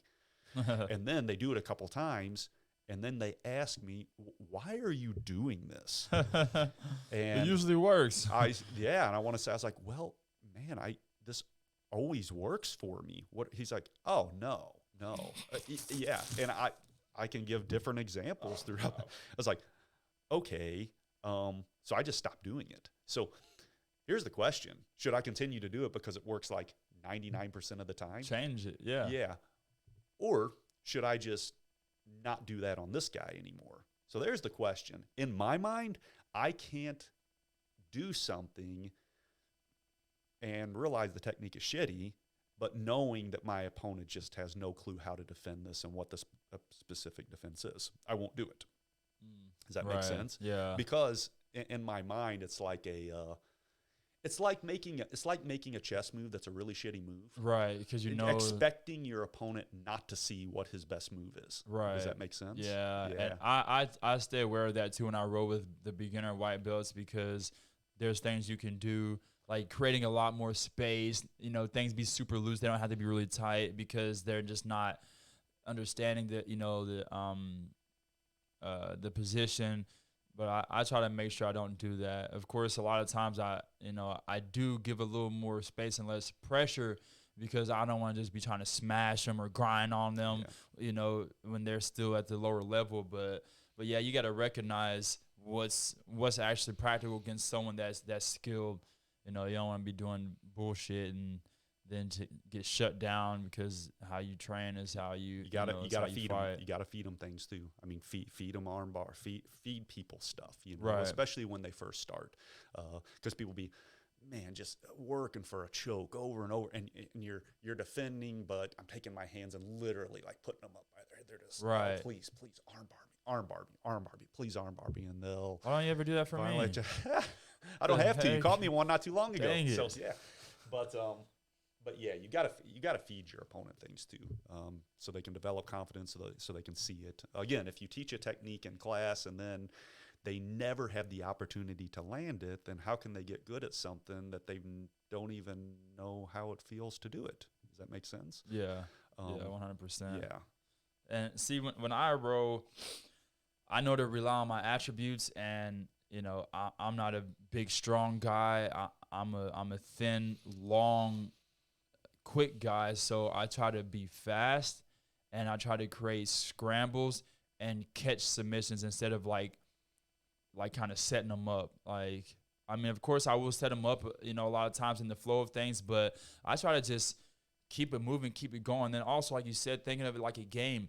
I don't want it to be a boring game. I don't want to just be sitting there. I'll mount someone, and if I can't break their arms free, if I can't get their arms free or start setting up an arm bar or something, I'll just go back to knee on belly, and keep it loose. Or I'll go back to side control and give them some space because I don't want it to be boring. I'll create holes for them to wiggle in so we can just keep it rolling, keep it moving because it's just boring, It is. Like, it's so boring when someone's on top of me, and they're just smashing me down, but they're not really going for anything. They're just sitting on me. I'm like, okay, so I'll just give my arm, or I'll expose my neck.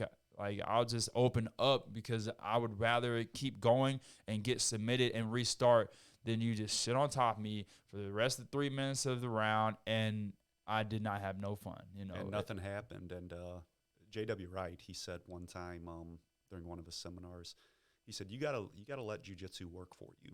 Don't do something that's preventing jiu-jitsu from working. And what a little bit of context there is, he was talking about, people who do get in top, they top side, and they're just like smashing, they're holding left arm under, they're on the side, their arms under the head, their arms under the shoulder, their shoulder pressure, but they're just not moving.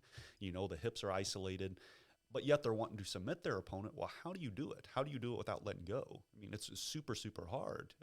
If you let go, then you're allowing some space. They can shrimp away. They can maybe get a knee in. They can maybe start creating space. But he said it's important that, if you want to submit your opponent, if you want to do jiu-jitsu, you've got to let it work for you. Right. So I think what you're doing is great, is putting yourself in positions to where your opponent can move, because with movement comes opportunity. Right. So if you're constantly taking it away, then on the flip side of that, on a personal note, I like controlling my opponent. There's certain positions to where I get to, and I'll advance my position. I don't like getting in a position to where I'm able to control my opponent, but I can't advance my own position. Right, locking yourself down. Correct. But I do like strong connections to my opponent.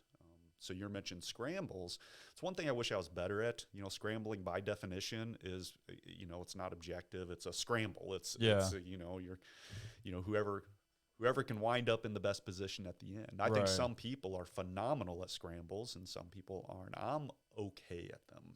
I'm not great at them. What I do like is to get a connection to my opponent, okay?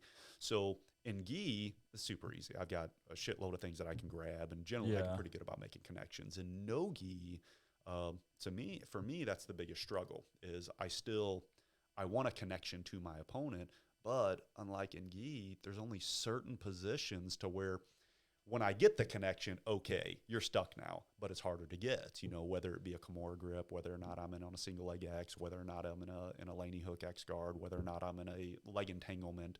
They're all positions that once I'm there, well, gi or no gi, you're stuck.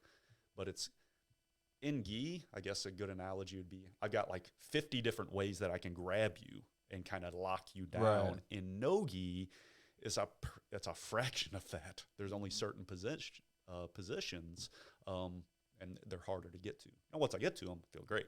But it's just making that connection, especially somebody like you who likes to not let me get those connections. Right. You know what I mean? I can't. Yeah. So I want it, but it's a lot harder.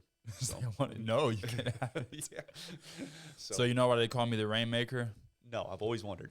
It's because when you try to grab me, it's like trying to grab water. You see? You got to move like where it's Bruce Lee, man. I just thought of that in my head. I'm like, yeah, it's like trying to grab water. Bruce Lee talked about that. You got to be like water. You move, water conforms to what it is, but also it can be very hard. If you take a surface of water and you slap it really, really hard, it can be really hard as well. Try to dive on it and belly flop. It's gonna hurt. It's gonna hurt real bad. I don't know. They got those belly flop competitions to where guys are belly flopping. No way. Oh yeah. Oh my God, what is wrong with humans? Don't know. Are those records of jumping in 12 inches of water from however high, and what they'll do is they'll jump and literally just kind of pancake their body. So yeah. So someone dies. Yeah. So. So you got any good jiu-jitsu stories? What type of story? Hey, something funny. Okay. This was a funny one. So people I remember when I first started jiu-jitsu, people, the big thing, especially with Hodger Gracie, who was Hoyce's dad, and I think it was Hoyce's dad. I believe it was his dad. Anyway, Halil, little guy, 130, 125, was had some health issues, that kind of thing. But and that's kind of where Gracie Jiu-Jitsu started, was with this one guy. Okay. And naturally, he wasn't strong, he wasn't fast, he wasn't any of those things. So is he the one that's always on the pictures? Oh, the old guy. Yeah. The Okay. old Yeah. guy. Yeah, it's Haleo. Euler's dad. Anyway, Hickson's dad. I'm thinking Hoist was one of the cousins. I can't remember, but anyway, kind of the granddaddy of the entire Gracie clan. So he developed his style of judo has a newaza, a grappling component to it, but he took that and like developed it into what we know as jiu-jitsu now. And he always said, well, you're using technique and leverage to overcome size and strength. Okay, and that quickly got kind of construed as strength and size doesn't matter. It doesn't matter how big. Okay. And I remember for the longest time, again, I was 15, 16. I remember just kind of preaching that mantra. I'd say, well, it doesn't matter. If your technique is really good, technique is always going to overcome size and strength. I mean, definitely, I believe so. It helps, but you can always take the extremes. You can always say, let's take you and let's take your son, Willie. Okay. Let's say Willie is literally like Jackie Chan. Okay. But again, he's a kid. Yeah. He's a kid. It's like if he puts me in an arm bar, he's not going to pull it back. Like, well, that's just it's not strong So how enough. much technique does he need to have to overcome your size and strength? Or is there amount of technique that could ever do it? Gun. He's going to need a gun. Well, no, because if he gets me in a rear naked choke, he could choke me out. I've let him put me in them before and have him squeeze. And if my chin's tucked, he ain't getting it. But if he gets it underneath the chin and he squeezes, he can choke me out, Yeah. Do you think if he has you in that choke, you could just grab his arm and just pull it off if you wanted to? 100%. That's the point that I'm making. So if you just sat there, I'm sure he could. So anyway, preach that mantra forever. Then I started coming to these realizations that, that's kind of bullshit. Yeah, size and strength actually matters a ton. A ton. Even taking the techniques. If me and you can both have, let's say, an awesome technique, an awesome arm bar. If you're a lot stronger than I am, though, the amount of effort and the efficiency that you're going to have in that technique versus me is going to be a lot higher. Because you're more physical, you're stronger. Right. You have to put less effort into actually doing it. It's a major attribute. It's huge. Major attribute, as is flexibility, as is speed and all that, but strength is huge. So anyway, do you remember Frank? Actually, who was on the who was the last one on the podcast? Was it Zom? Zom. Okay, so Zom actually brought up Frank Snyder John. He was a football player that came in, walked in. Guy's huge. I don't know if you remember him or not. Really big guy. Frank's probably 6'3", 270, 19 or 20 years old. I think he's 20 years old at the time. I would remember him. Dude, but he's a 270, 6'3" that literally looks like, just like a Ninja Turtle. A Greek god, man, just massive pecs. It looked like a bodybuilder. Yeah. And athletic as all get out, but he came in and remember the first time Aaron Slosser was there, and Aaron's a goofball, love training with really good jiu-jitsu, but MMA guy. So anyway, we had class, and remember I was rolling, and I said, hey Aaron, why don't you roll with Frank? And now Aaron's good at jiu-jitsu. He's been doing it a long, long time. Yeah. And Frank has never done jiu-jitsu in his life. Okay, just this big, long, strong dude. And I'm rolling. I forgot who I was rolling with, but rolling with somebody to where I could really pay attention to Aaron's match. I was kind of just watching. And anyway, just right out of the gate, Frank doesn't know. He just spears Aaron to the ground. He's got the 7-foot wingspan. Boom! This guy flying at, where do you go? He gets him down to the ground. Aaron wraps him up into a guard, and then Frank grabs both of his wrists and just pins them out to the sides like that. And he's in his guard. Frank couldn't do anything. It's like he had to let go to advance his position, but he's fine. He's like, hey, I'm holding this guy here. Yeah. Aaron couldn't move. I mean, he was going. Took him down, got his 2 points. He was He didn't pass. So. He was going nowhere. So I'll never forget. I'm rolling. I look over at. I look over and see this going on, and Aaron, I don't know if he sensed me looking. He looks over. He's like, "What do I do? What do I do?" And I just lauged. And he held him there. If I remember, like the entire match, just literally like an iron bars holding his. So after I saw that, I was like, okay, because I knew I'd be rolling with Frank probably next or whatever, and I was glad I saw that. I was like, okay, yeah, I'm not gonna let this happen. And I wound up when I rolled with, I wound up triangling him several times. He speared me down to the ground. I didn't close my guard up, kept my arms in as he reached. I just triangle. Right. Was able to catch him there, but.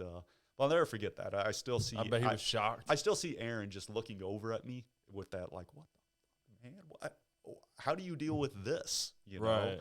If this were a 5, man, I could just see Frank holding him down and just taking his head and headbutting him in the face over and over again or something. Jeez. But yeah, so. Wow. But those big, strong guys like that.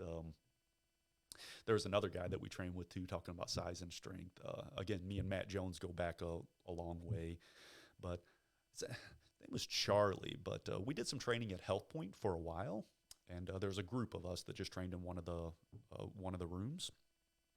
And so he was one of the law enforcement officers, but Charlie Durgy, I think, but just a really big guy, a big, massively strong guy. Well, Matt was our massively big, strong guy, and I remember Matt training with this guy, and he's like, hey, come over because this guy's going to be in. And this guy has had some training, don't get me wrong. I think he was a highway patrolman, something with law enforcement. But, really, this guy was just freakishly strong. I mean, just that kind of – I watched him roll with Matt. He was just calling him Matty and kind of just tossing him around. Jeez. And doing kind of what he wanted to with him. And I remember when I rolled with him, I was a blue belt at the time or something. We all lined up. This guy is it's like a favorite roller coaster. Everybody wants to get a ride on this guy, and nobody could do nothing with him. I remember I got, and I'll never forget this. I don't know, probably roll with him. That was probably a couple minutes, but he winds up like just getting. I had him in a guard. He just pushes me off, gets me. Like his arm around the back of my shoulders and his arm up underneath my ass. And he just does this and takes my body and just folds it like up into a clamshell. Oh, and I just, my hands are, and I was like, like that. Wow. And it's a massively strong guy. Remember talking to Matt about him afterwards. I said, man, what is with this guy? He's like, I know, right? Just, it's another level.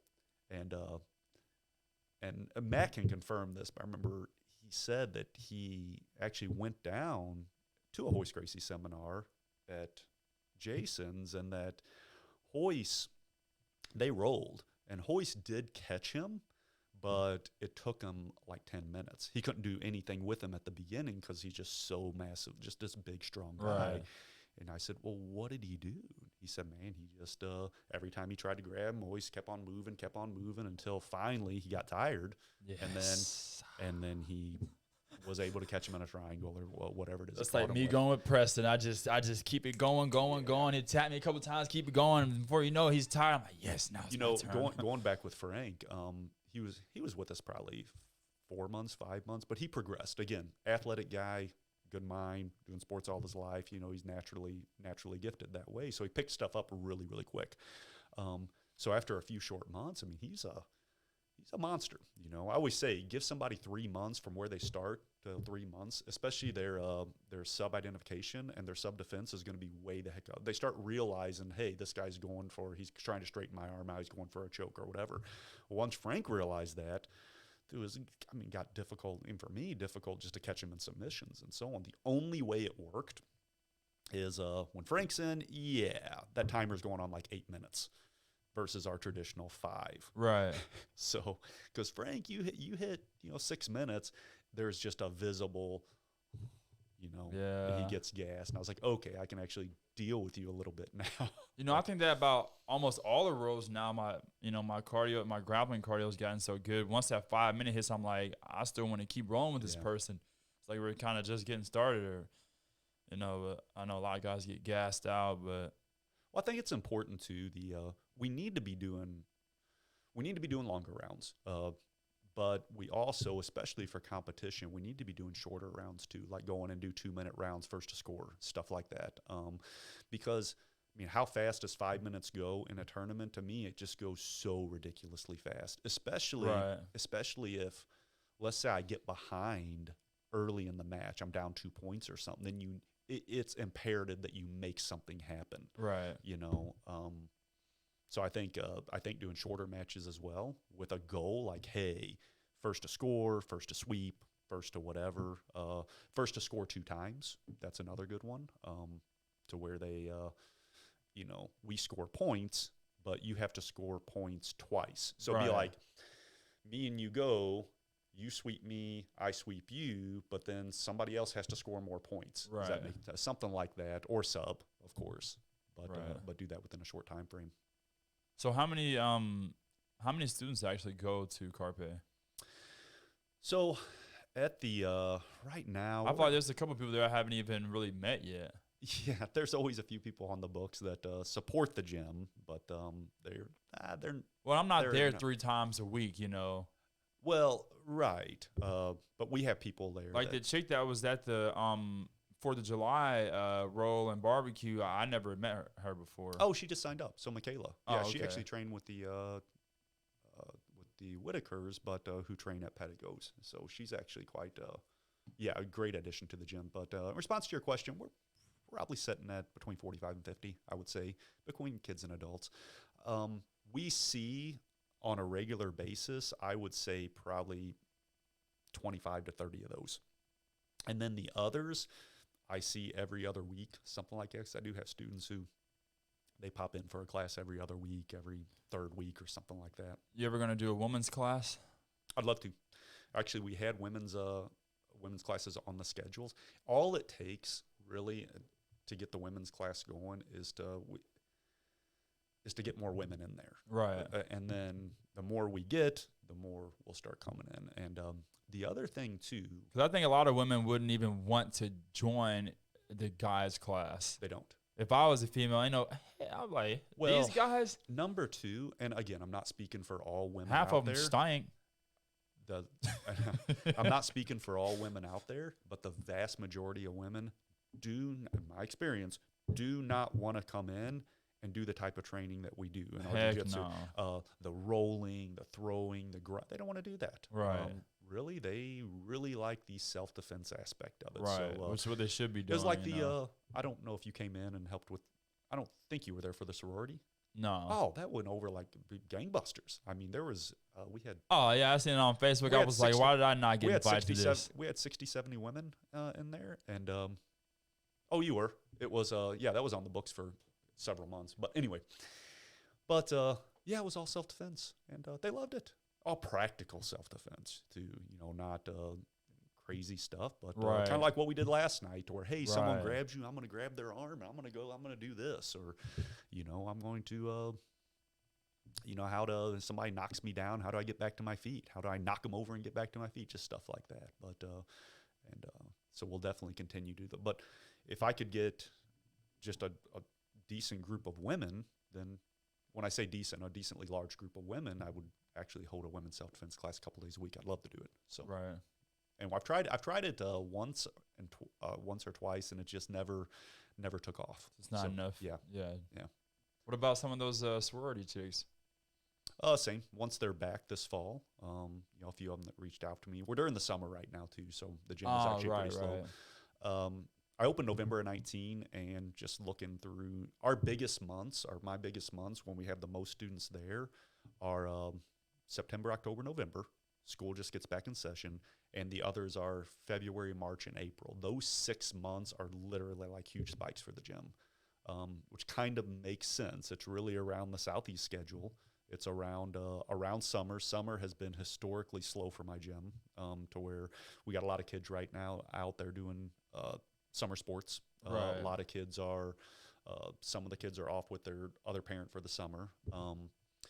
And also with our Southeast student, most Southeast students, some of them live in Cape in the area, but a lot of them, well, they come to Southeast for the fall and spring semesters. So they're like back in, they're back in St. Louis or whatever for the summer, living at home, and they'll come back. So, but yeah. Well, how long has your school been open? So I opened November 2019.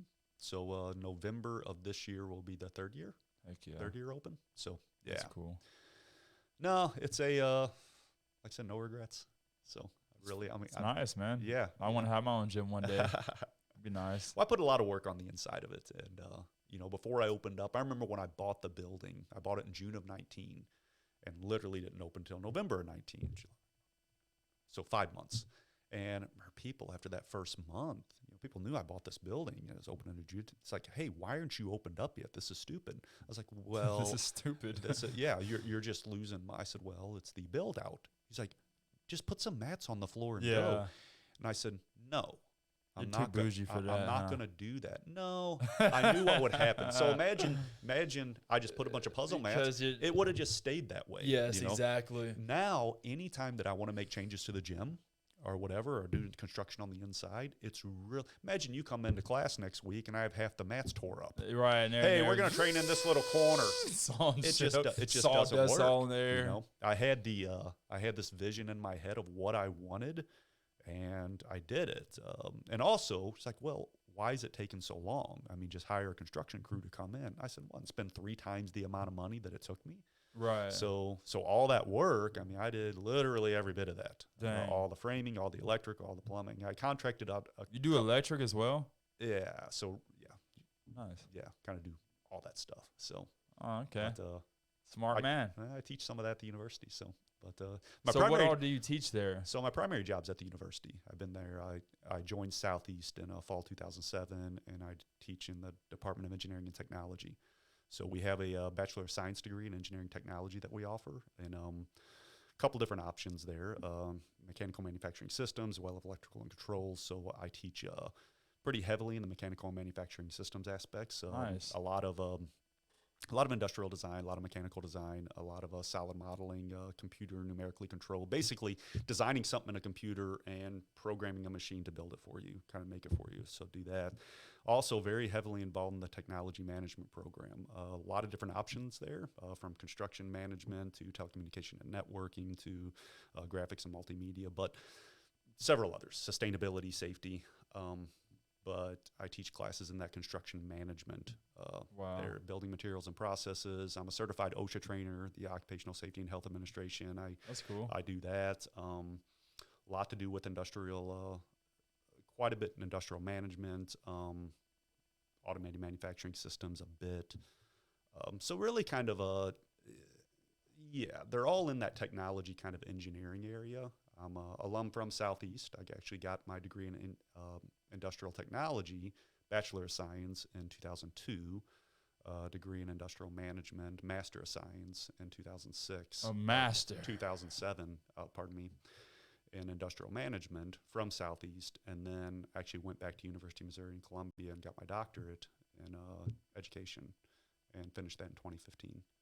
So and once my once my kids grew up and they were gone, then it's, man, what do I do? That was also kind of an impetus for me opening up my gym, because you got all this extra time. Right. Unfortunately, too, with my position at the university, I think you'd be swamped just working there. Well, with my position at the university, it enables me to actually have the gym too, because which at the university, I'm contracted to teach so many classes per semester. I got to serve on committees, and we have meetings and stuff like that.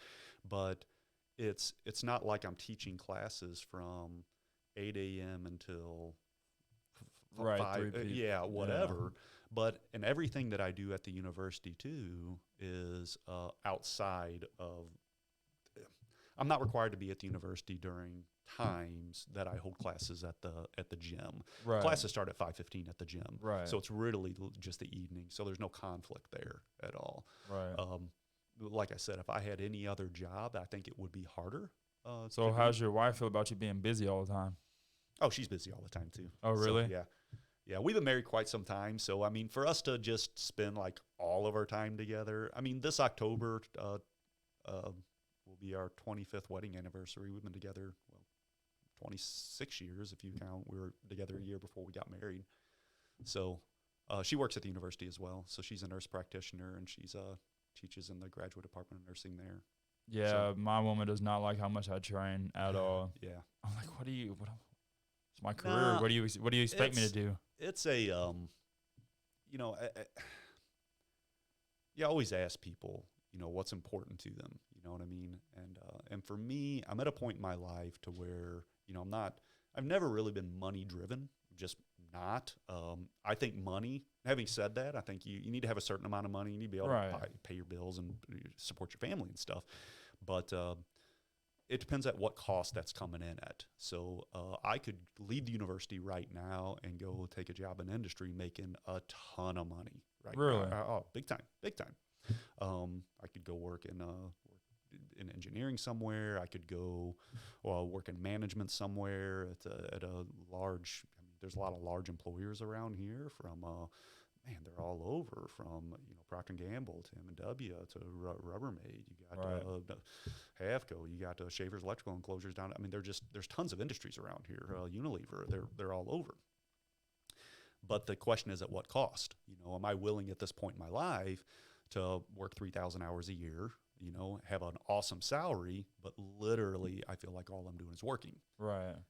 Or what's important is just time. So, and for me, having, I'll take a drastically reduced salary at Southeast, which I do good at Southeast. Don't get me wrong. It's not like it's a crap job. It's a good job.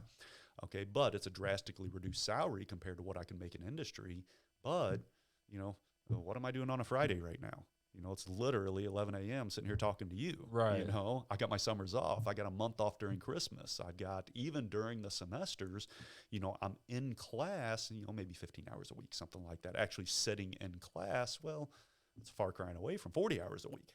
And from what I've gathered, you love teaching. So it seems like, it's a fit for you. Yeah, it is. And, on that note too, as I get older, that is definitely a transition for me, and I think I'm getting better about that. I'm finally accepting that that is what I enjoy to do. I love.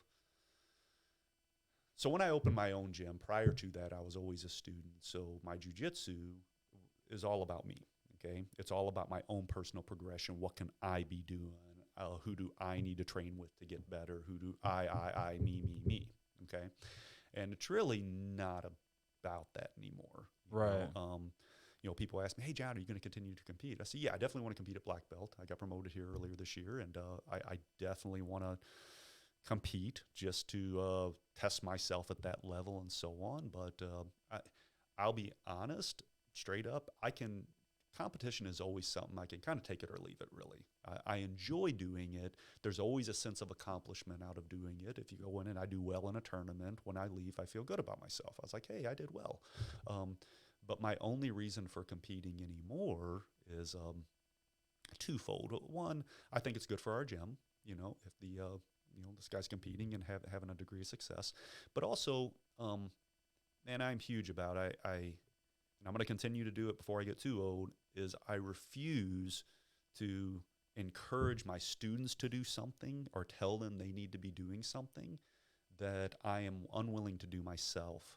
So it's just, how many times you go out and you want, it's like going out and looking for a personal trainer or something, and you see somebody who's ridiculously out of shape, who's not practicing what they preach. Or you go out and you try to find a financial advisor, say, hey, I want this person to take care of my money, but they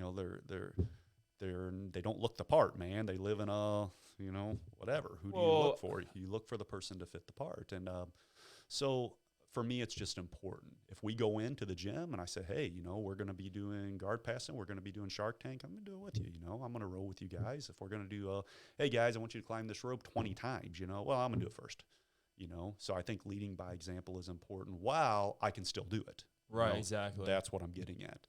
I mean, but at the same time, I feel like that would apply if you never had really competed much before. But since you have competed so many times already, it's not like, there's nothing left to prove. Yeah, well, like, and I do know too is for me as a student going up, when my instructors are people who I took lessons from and always still to this day hold in really high regard, it's always an extreme pleasure for me to watch my teachers compete.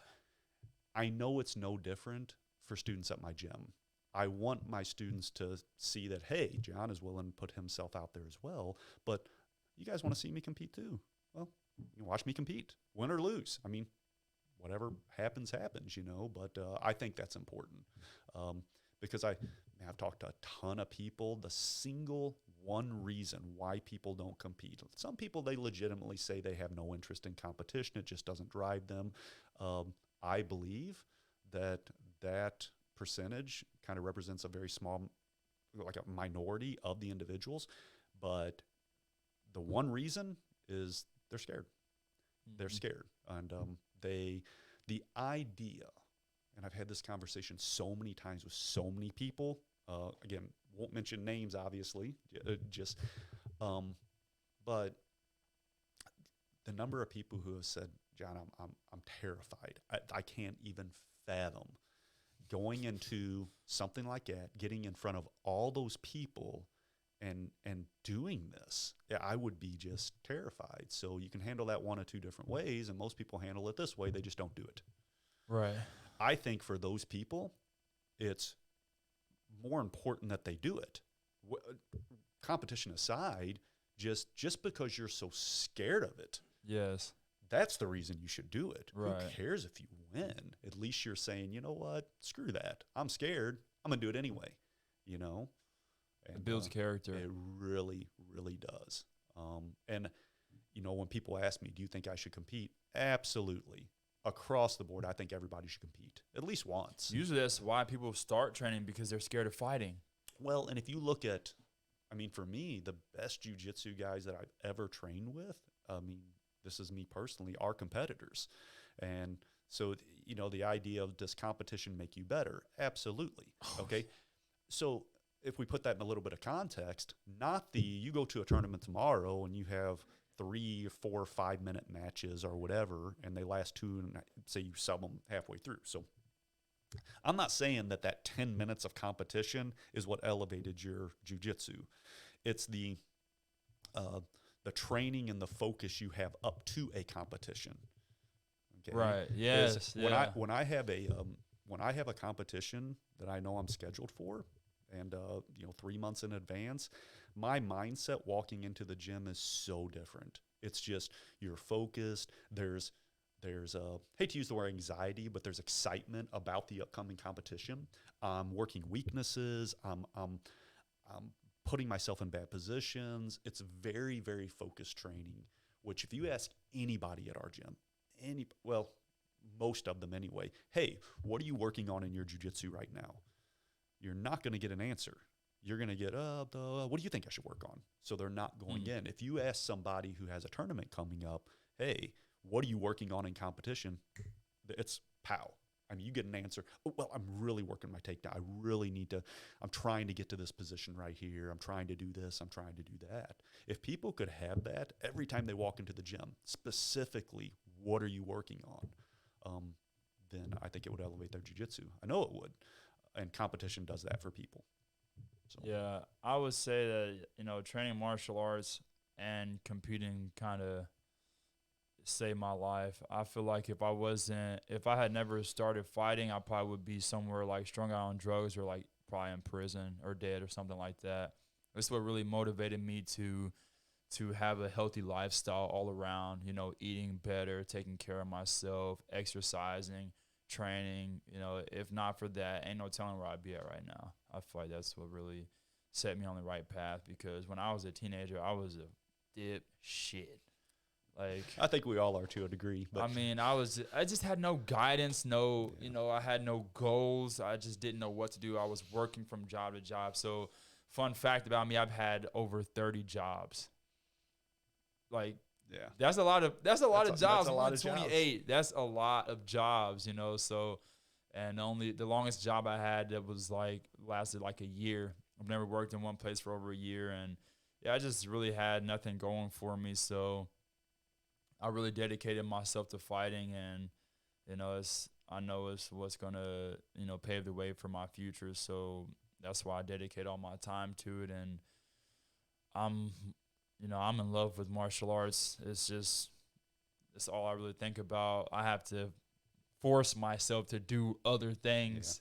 You know, I have to force myself to watch regular television instead of watching, instructionals and fights and stuff like that. You know, it's just what I love. And then, like you said, we only have so much time to compete. So that's why, by the time I'm 35, I want to be retired from fighting and, just like run businesses and do stuff like this. So, I'm grinding, and yeah, I don't plan on stopping. I'd have to die, even after I messed up my knee. That took it like a year and a half off of competing, but I still was like studying film. And then once I could actually, bend my knee a little bit, I was right back to training. I actually started training a little too soon. Oh, I remember. I go in. It's the classic thing. Hey, how's your knee? Oh, it's fine. It's fine. I think it'll be okay. Yeah. But, yeah. That brace you gave me, I worked for a couple of weeks. I was good to go. That offloader brace. That little. Yeah. Yeah, but yeah, it's just man, martial arts. So you ever do Kempo anymore? You said you did Kempo when you was younger.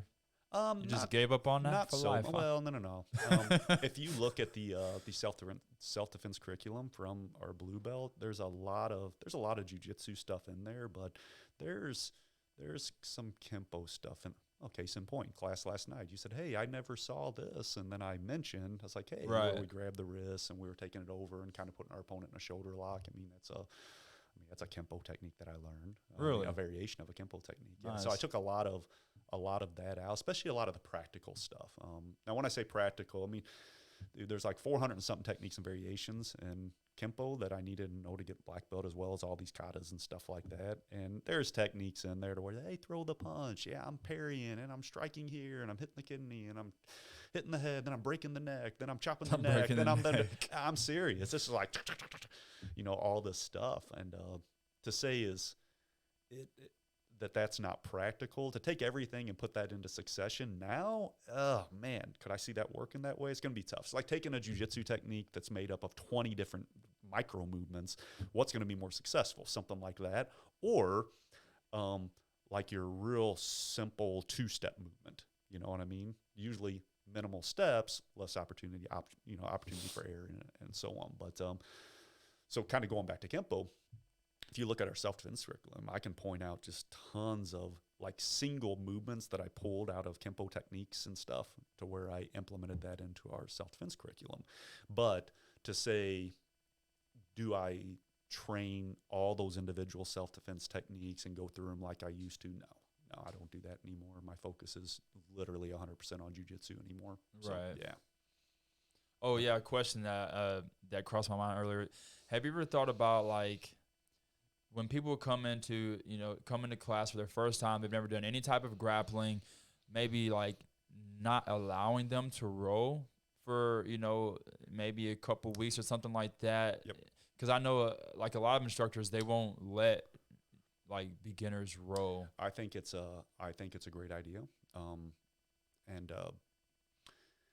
Or they only let them roll with certain people, Yeah. That's more. Yeah, do that. Hey, roll with them. I know you said earlier, hey, let's roll this specific way, and you're like, hey, boring. When people when people come in, that they want to roll. Most people do. Now, if they're brand new and they don't know what they're doing, then yeah, they roll, but it's all through the context of positional sparring. So, for example, we got some new ladies who have been joining class with us, and someone's like, I don't even know where to begin. Well, you know what? Sit down on your butt. I'm going to stand above you. I want you to keep your hands and feet in front of me and you. That's your job. Right. Keep me pushed away from you. Don't let me get past your hands. Don't let your feet get past me. Always be in a position to where you can kick me off of you or push me away. That's your job for the next week. So give them a small task like that. But where the struggle comes into is when people come in and maybe they haven't trained any, but they know what jiu-jitsu is. They're really looking forward to rolling, or maybe they rolled with their buddies in their gym, in the backyard and stuff like that. They watch some UFC, so they're experts, I don't want to take that away from them either. They want to roll. Does that make sense? Yeah. And I want them to come in. I want them to have fun, as I said, first and foremost, but also, I really, really want them to be dazzled. I want them to be like, oh my gosh, I never realized that I'm a grown man, that this little old grown man could, Jesus, he saw me like 12 times, and he was talking to the guy on the side of the mat. There's nothing more satisfying than watching that person with all that confidence in their street techniques or whatever the hell it is they think they know just get creamed. It sounds, man, it's so hard not to sound cocky and arrogant, and I don't mean it that way at all, but when people come in and they say, hey, have you grappled before? Have you had, oh, yeah, I've some training. I said, well, have you had any formal training experience? He said, well, yeah, me and my buddies have. I said, well, this is a little bit different. I mean, it's, there's difference between formal training and non-formal. It's like, okay. And then we roll, and they don't do well, and so again, kind of back to your question, should I hold off and not let those people roll? Probably it would be best, but also I know why they're there. I know when people come in, that's ultimately what they're wanting to do. They want to test themselves, and again, you got to be good at reading people. They can't take an ass whooping in jiu-jitsu man for them anyways. Depends on the person. if they come in and you got to read the person. Maybe whipping their ass isn't the right thing to do because it will. They might have just got their ass whooping. That's why they're there. Yep. Or that their ego's so big, they get the ass whooping and then they leave and you never hear from them again. And then I'm like, well, shoot, man, I wish I would have, let them do well with me. And then 3 months later, after they're really into it, then come in one time and just then give them their ass whooping, and realize. But yeah. Have you ever had any students, and of course you don't have to name names, but have you ever had any students that came in and you just thought like, I shouldn't be teaching this person how to fight? I've had to have discussions with people, and I've never had that because really I think martial arts teaches a lot of those things that are, I think, good for those people, as far as discipline and self-respect and stuff like that. But I had to have the conversation, not several times, but a few different times with different students, pull them off to the side and saying, hey, look, you need to basically chill out. You need to calm down a little bit. This isn't, don't try to hurt your training partners, respect the tap, go slow, you have a responsibility and stuff like that. And I always tell those students too, that keep in mind that if you come in and you hurt all your training partners, you're hurting yourself because now you don't have as many training partners, and you're hurting the rest of the gym too because now we don't have as many people to train with. And, save all that energy and save all that aggression for like competition or something like that. People have always been very respectful for that too. When I call them out on it, they instantly, there's never been any excuses. It's always, John, hey man, I'm sorry. I said, dude, I get it, man. We're all competitive. It's easy to get lost in the moment. You mentioned that, like when you're in the moment, it's easy to get lost in the moment. And I said, but just keep a level head. And, once you get the submission, apply it slowly. And, you definitely don't want to be that guy in the gym that people avoid rolling with. I'm no different. I mean, I've had guys in the past to where I got to where I just did not like rolling with them, even though I always subbed them. But I just got to a point to where I was like, I don't want to roll with this person anymore because I'm afraid they're going to hurt me. I'm going to get caught, or they're going to jump or flop or do something crazy. So I just won't train with them anymore, or I'll be really, I'll roll with them in such a way to where they're asked, hey, is everything okay? No, my shoulder's bothering me. I'm just playing, get on the bottom and play kind of just real defensive and just not do a whole lot. So something like that. But yeah, I've been trying to find that. Like, so what do you think about So say someone's getting like side control on top of you or mount or something, and they're putting a lot of pressure down on you, but they're not really moving, and you're trying to create frames, or you're trying to shrimp, but they're just giving you no space. How do you feel about like using your like elbows in the neck, fist in the neck, things like that, kind of like gritty things to create space? I think it's fine. I think so. The way I do it is I won't take my elbow and like drive it into their neck. But let's take the side control example. I will take my arm, it goes across the front. I'll post out to where my forearm is actually just on their neck. So as they try to put pressure into me, that they're putting pressure on their neck.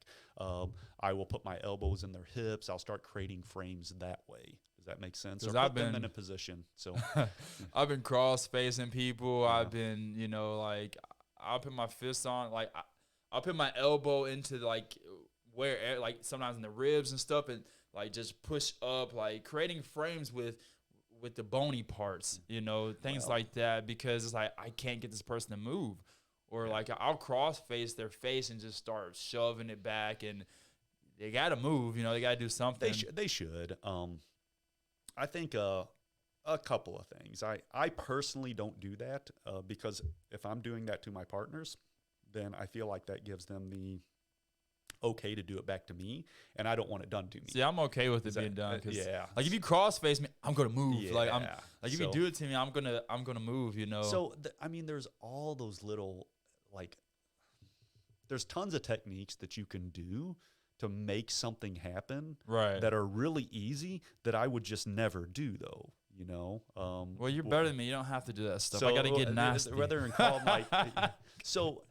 well, I think you hit the nail on the head there too. You said you're better than me. Well, why don't I have to do it? Well, I'm not getting there, doing it in different ways or something like that. It's like, man, I got somebody in an armbar position and I drive my elbow into their ribs to get them to let their hands go, or I take my leg and I bounce them on top of their face, just start shaking out. Yeah, you do that, or it's just there's all those little things, but or I take my knuckle and I drive it into their mastoid or something. Yeah, that's a good one right there, man. So all that stuff is there. But again, I'm thinking, shit, if I start doing that, then all of my students are going to start doing that. They're going to start doing it to me, and I'm not going to like that. That's no fun. So, but I think keeping it play, and I don't think it's necessary, really. I just keep it. Oh, it's super necessary. Like might as well Dolph say, super necessary. It's super necessary. So, but yeah, I cannot stand the people that's just like watching UFC fights in the bar and they're like, that stuff don't work. That stuff wouldn't work on me. And, it's just, it's nothing like humbling a person, showing them the levels, showing them they're not even on the level yet. They're not on level 1. They're at 0. They don't even know anything. So I've thought about that a lot. And people, it is frustrating, but I guess in those people's defense, though, too, and is that it's impossible for them to understand. I feel like the people who understand jiu-jitsu the best, as far as the amount of, or jiu-jitsu or martial arts or whatever, the amount of time and effort and drilling and just problem solving and all the years and all that go into it and what you get out of it, is any sort of professional athlete, okay, that has spent time in a specific thing. I'll use my son, Gabriel. He's not a professional athlete. He's a really good wrestler, though. He's a really phenomenal wrestler. Did really, really good. And just, I remember when he made that transition to jiu-jitsu, I remember first off, same thing. He was in the gi, hated the gi and stuff. Yeah. You're catching him. And but it was never, again, he's competitive, but he did understand. He's like, man, why are you getting caught? The number of times that kid has done like a single leg, the number of times that kid has done a barbed wire from the top, the number of times that kid has done that. You're talking thousands, tens of thousands, hundreds of thousands of times in the wrestling room since he was 6 years old until he was, 18, or whatever. So people like that, they do get it, literally the kid, he had to have surgery on his right ear. I think it was right. Yeah. From cauliflower ear? From cauliflower ear. Jeez. From wrestling, because, maybe he was 14. I don't know. Something like that. But yeah, it was all swelled up. Me and his mom made him get it. He was all pissed off because he wanted that big fat ear. He like, wanted it? Oh, well, yeah, he's a kid. It's like, hey, look what I got, you know. But now that he's in third year medical school in Miami, he's like, hey, I'm glad you had that fixed. I don't want to be that doctor that has that weird looking ear. Right. But it's like, how did you get that? You're usually on top. You're not getting hit. He's like, oh, single legs. It's like, what? He said, oh, yeah. So in competition, they have to wear the ear prep. But in practices where they spend 99.9% of their time, they never required it. So when Gabriel does remember the thing that we did last night? We were doing like a fireman's carry and where I came up to the back and not the head. So for him, I mean, it's all about that driving. I knew to put mine on. All about that driving his head up into his opponent. He said, yeah, it was just from doing single legs and double legs and driving my head up in so many times that jacked his ear all up. And so you take a kid like that who has taken one technique, and that's how he got so freaking good. I'm going to do this until my right ear falls off. Right. You know, how good is he at that one movement? He hasn't done it now for years. I'm sure he could still do it quite well, the muscle memory and all that. So for those people who have the UFC watchers, they're just watching. They're like, I could do that. Yeah, no, they would never catch me in that. They don't get it. They don't get the amount of hours. You said it perfectly. It's impossible for them to understand. They can't comprehend it. They can't. And, yeah. And I don't say that being cocky or arrogant either. That's my girlfriend, and it pisses me off. Yeah. I don't say that being cocky and arrogant. They just don't. They don't get it. She'll ask me stuff. She'll be like, she hopefully she don't watch this because she'd hate for me to be talking about it on here. It's all against me. She'll be like, you shouldn't have to train so much if you already know how to fight. I'm like, she does not you know how to fight because you've trained so much. She does not understand why. She says if a person is good at something, they shouldn't have to keep going to someone else to teach them this and that. I'm like she does not understand, and I swear it pisses me off to no end. Like, I can't even talk to her about fighting because we just end up arguing because she don't understand like the levels. And I try to explain to her, and I'll ask her questions to get her to try to understand, and she'll just keep being stubborn, or she'll just shut down completely. I ask him, like, so you think LeBron James doesn't have to, like, one of the best basketball players of all time, you think that he doesn't keep training nonstop? You think he just take time off whenever he wants and doesn't have to train? And she ain't got nothing to say. But it's like, I feel like, I don't know if it's just really truly a lack of understanding or if it's simply because she just hates how much I train. You know, I think it might be a combination of that. I think it's probably a combination of both. Yeah. I think the not understanding too. To me, that doesn't. I don't care who you are. I think it was Haleo who said this. No matter how big or strong or good you are, there's always somebody out there who's stronger, better, and faster. Right. That person's always there. And I think most of us who do this, we're always seeking out those individuals. You know, who do I want to train up? Man, I want to train under that person who's going to be just catching me or has something wrecking me left and right. That's how you're going to get better, is to go out. And, you know, I think, you know, taking LeBron James, or if he just stopped, or take like someone like Gordon Ryan or something like that guy trains just voracious. He's training all the time. Right. If he just stopped, can you honestly tell me that if some of those guys came back in a year, he's going to get wrecked by some people? Yeah, he probably would. He would still be, I think, very, still very be the good. top, but yeah. It takes that constant training. And I think also, especially with jiu-jitsu, just the evolution of the sport is it's constantly evolving. There's new stuff coming out all the time. And I'll be honest, it baffles me because I look at the human body, we got a head, we got 2 arms and 2 legs. It's like a finite number of appendages here. Right. Man. They only bend certain directions. So what else can we do that I haven't seen? Well, I feel like I've seen just like 1% of what they can do. It's crazy. It's nutty. So you take a little bit of time off, and then all of a sudden there's all these new techniques that are out there. So, and what also makes it, makes it harder is to use I'm going to use a chess analogy. I'll bring this back. Let's say I have a certain opening that I do in chess, and I find some nuance to it. I was like, hey, I've got this new thing. These guys aren't going to see this coming, and I play it. You can play it one time because then it's posted online. Everybody knows what you're doing. Right. Everybody knows. Jiu-Jitsu, like the evolution of Jiu-Jitsu, especially with stuff being posted online and footage constantly being taken and how accessible it is, when somebody does something one time or they find out a new way of doing something, it can happen like one time. It's not like you're going to surprise somebody again with it. Everybody knows instantly, and everybody goes out and learns it, and they're instantly figuring out, defenses and stuff like that to it. Yeah. So it's like, yeah, it's evolving, but it's evolving in such a way that, your new stuff, people can't have like a magic bullet. It's like one time, and then, well, hey, did you see what so-and-so did to so-and-so? How many times I walked into the gym, people were talking about what happened here. Oh, did you see that technique? Or Darren's pulling out his phone. Hey, John, look at this. Have you ever seen it? I was like, oh, no, that's badass, man.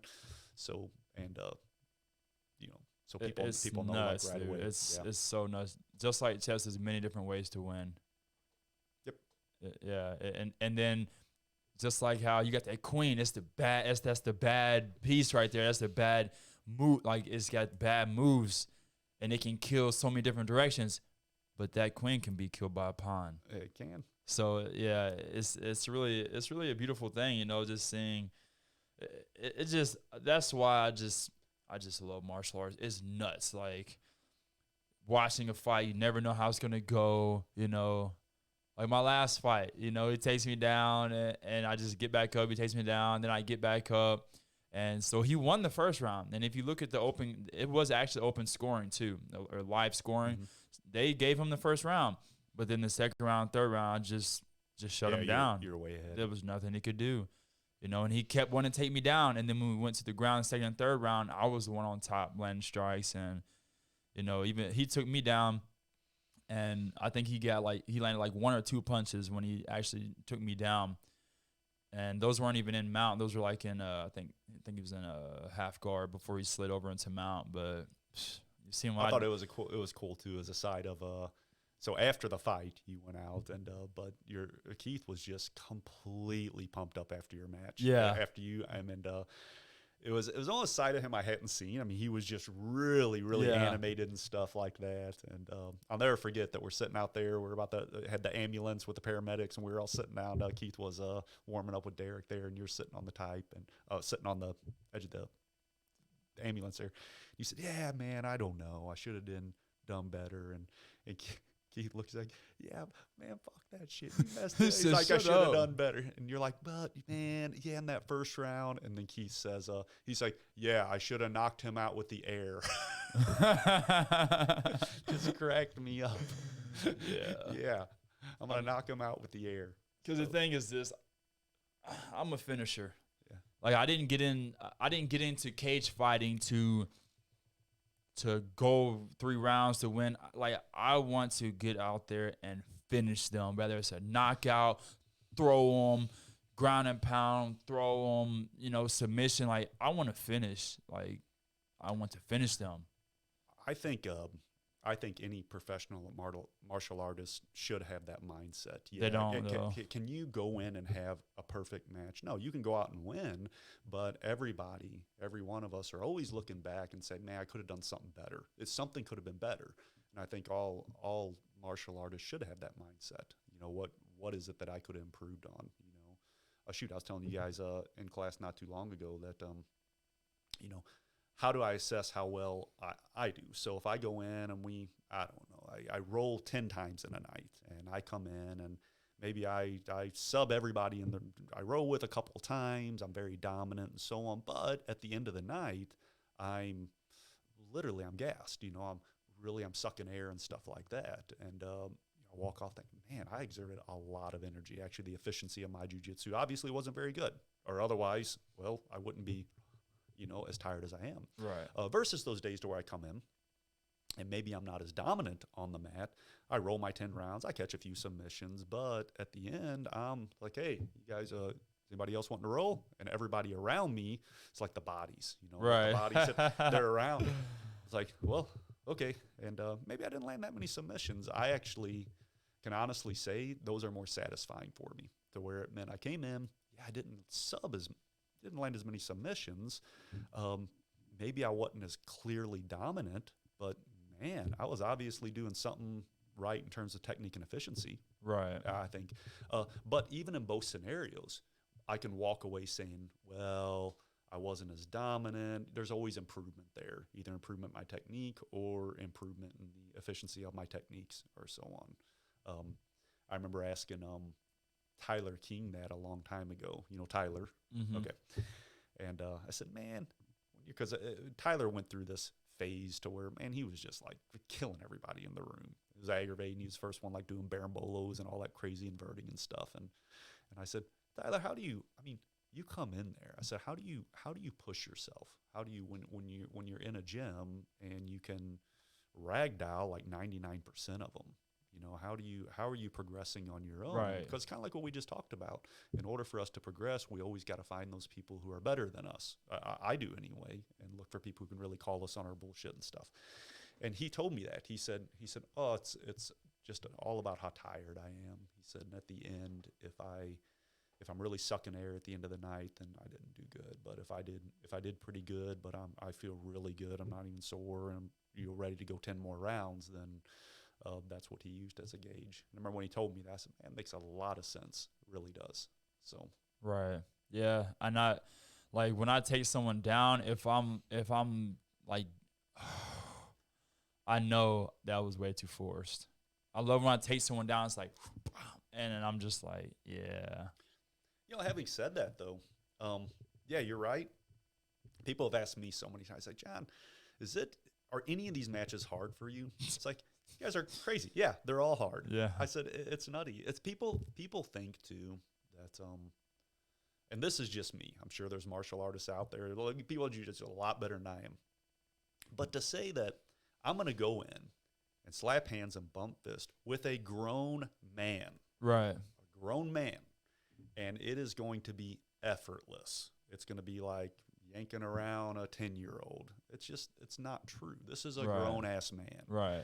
Okay, they may not be good at jiu-jitsu. It's still a grown man, you know? So to say that there's no effort involved at all, even I put effort into it. You have to.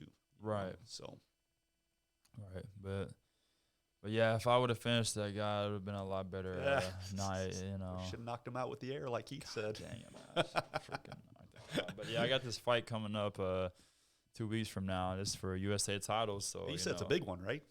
Yeah, this is a USA title. So I'm going to be the crowned USA champion after this. That's awesome. Yeah. And then what?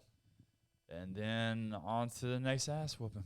I'll be looking for either another kickboxing fight for a title or MMA fight, just whichever one pops up first. But yeah, I'm trying to fight, as many times as I can before the end of this year. And if I can get in there and knock out several fighters in MMA, then it's gonna be time for me to go pro. But right now it's all about me proving to my instructor, my MMA instructor, that I'm ready to go pro, showing that there's no holes. And so like going against the guy I just went against him, even though he took me down in the first round a couple times, like showing that, well, for one, we already know, okay, so what did I show in that fight? I showed that if I get taken down, I can make sure I can protect myself and get back up to the feet.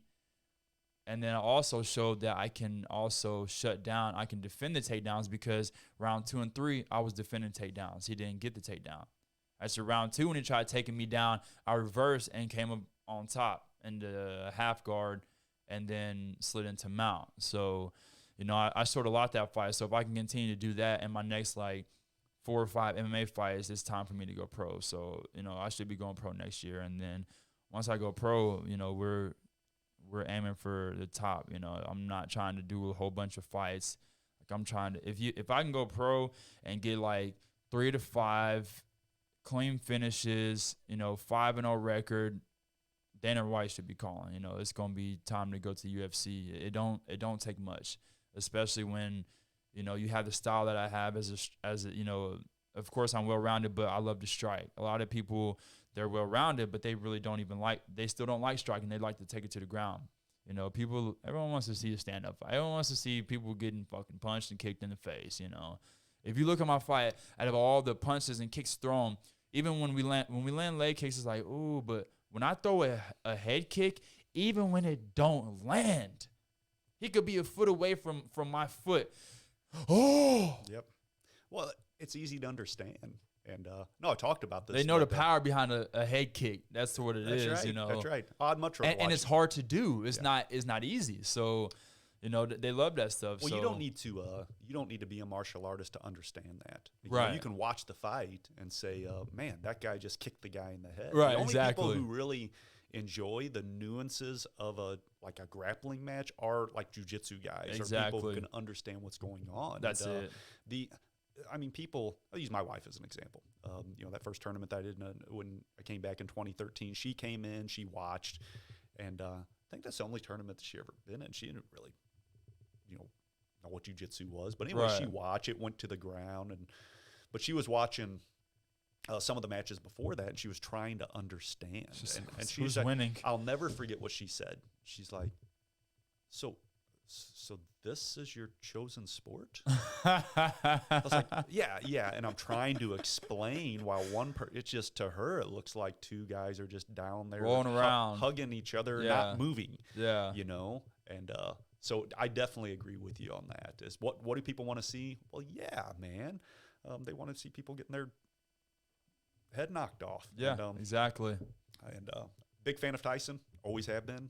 Mike Tyson, and I kind of wonder why. Then finally I realize at his peak and at his dominance, oh, dude, he's a phenomenal boxer, but oh my gosh. Scary dude. Scary. Come on, man. Those slow, yeah.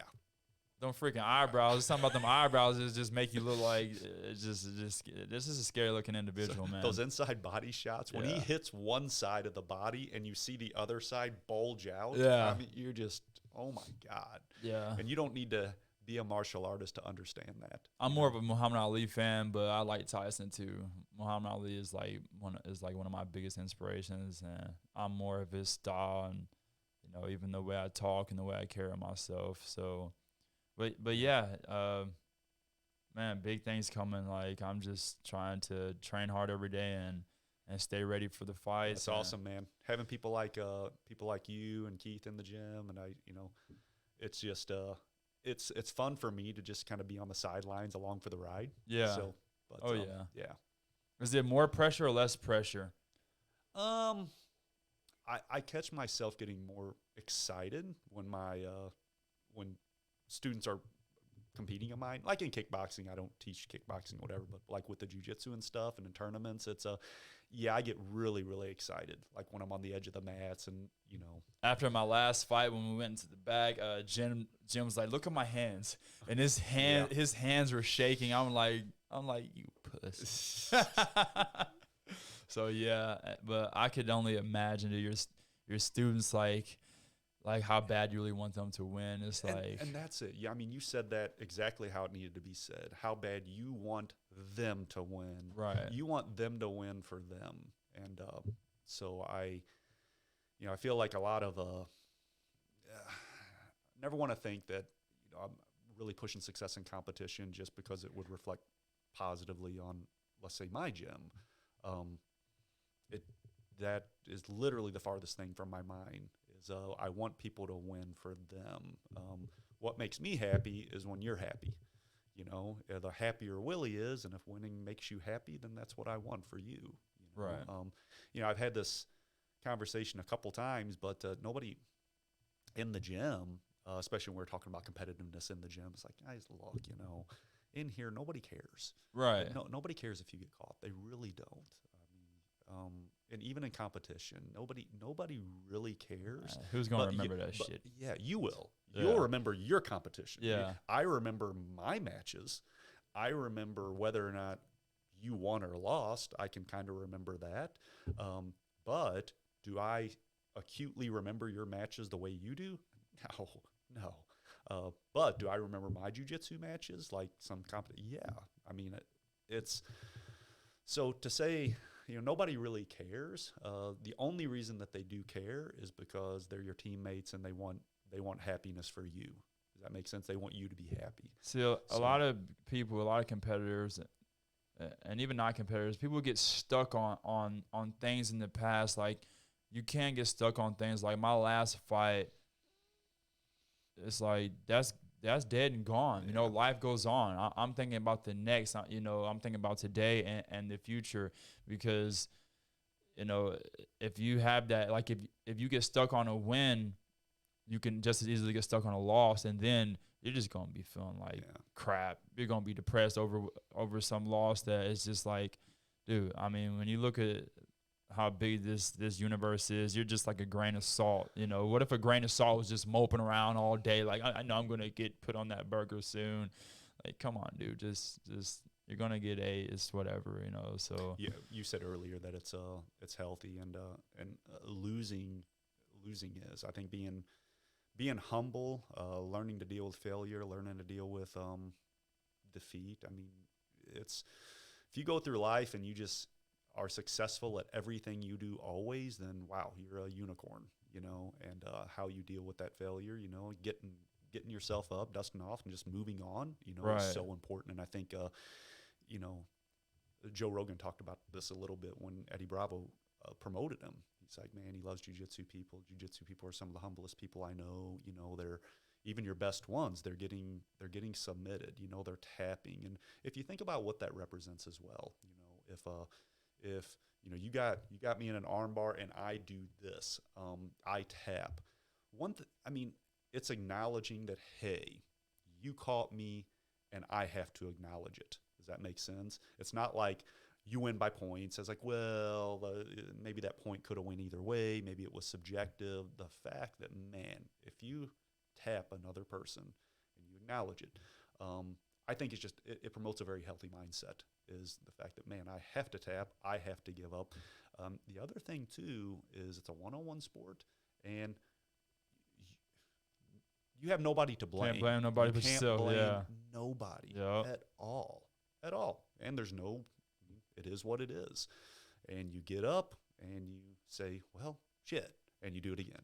And everything really just comes down to perspective. Just like my last fight, I could be upset that I didn't finish him, but it's like, really, I should be happy it went the way it went, because now I know I can lose the first round, get taken down, and be on my back most of the first round, and then still come back and dominate round 2 and 3, you know, because of that fight. So it's like the way it went actually worked great for me, you know. It's almost like I can let someone take me down now. I remember in those tournaments, your jiu-jitsu tournament, she's like, oh, this is great. I want to go to overtime because then I just have to get a takedown. Yes. And you're good. That's a great strategy for, like, if you do judo or you're great at takedowns, just move around, you know, don't get taken down. Last time with his, all his Inogi matches went to overtime and he just took them down. Yeah, that was pretty sweet. I was like, you didn't do this the easy way, did you? So, hey, what are we at for time? 2 hours and 46. I don't want to hold you too long. That's the good one right there. I think that's the longest one we've done so far. How far are we in? 2 hours and 46 minutes. Oh, wow. See how fast it flies? It's when easy you're having fun. It's easy to get a talker too. Yeah. I'm definitely a talker. Yeah, so. I'm glad for that, because it's a lot of people, you ask them a question and you can ask them, how's your life been since childhood? They're like, it's been good. And that's it. That's it. It's just been good. Okay. Alrighty then. All right, everybody. No, this has been great, man. I enjoy talking about it. I'm obviously passionate about it. Yeah, 100%. But I appreciate you inviting me on. So you want to, let's promote the school a little bit. So Carpe Momentum Jiu-Jitsu, located at 10 North Sprague. 10 North Sprague here in Cape.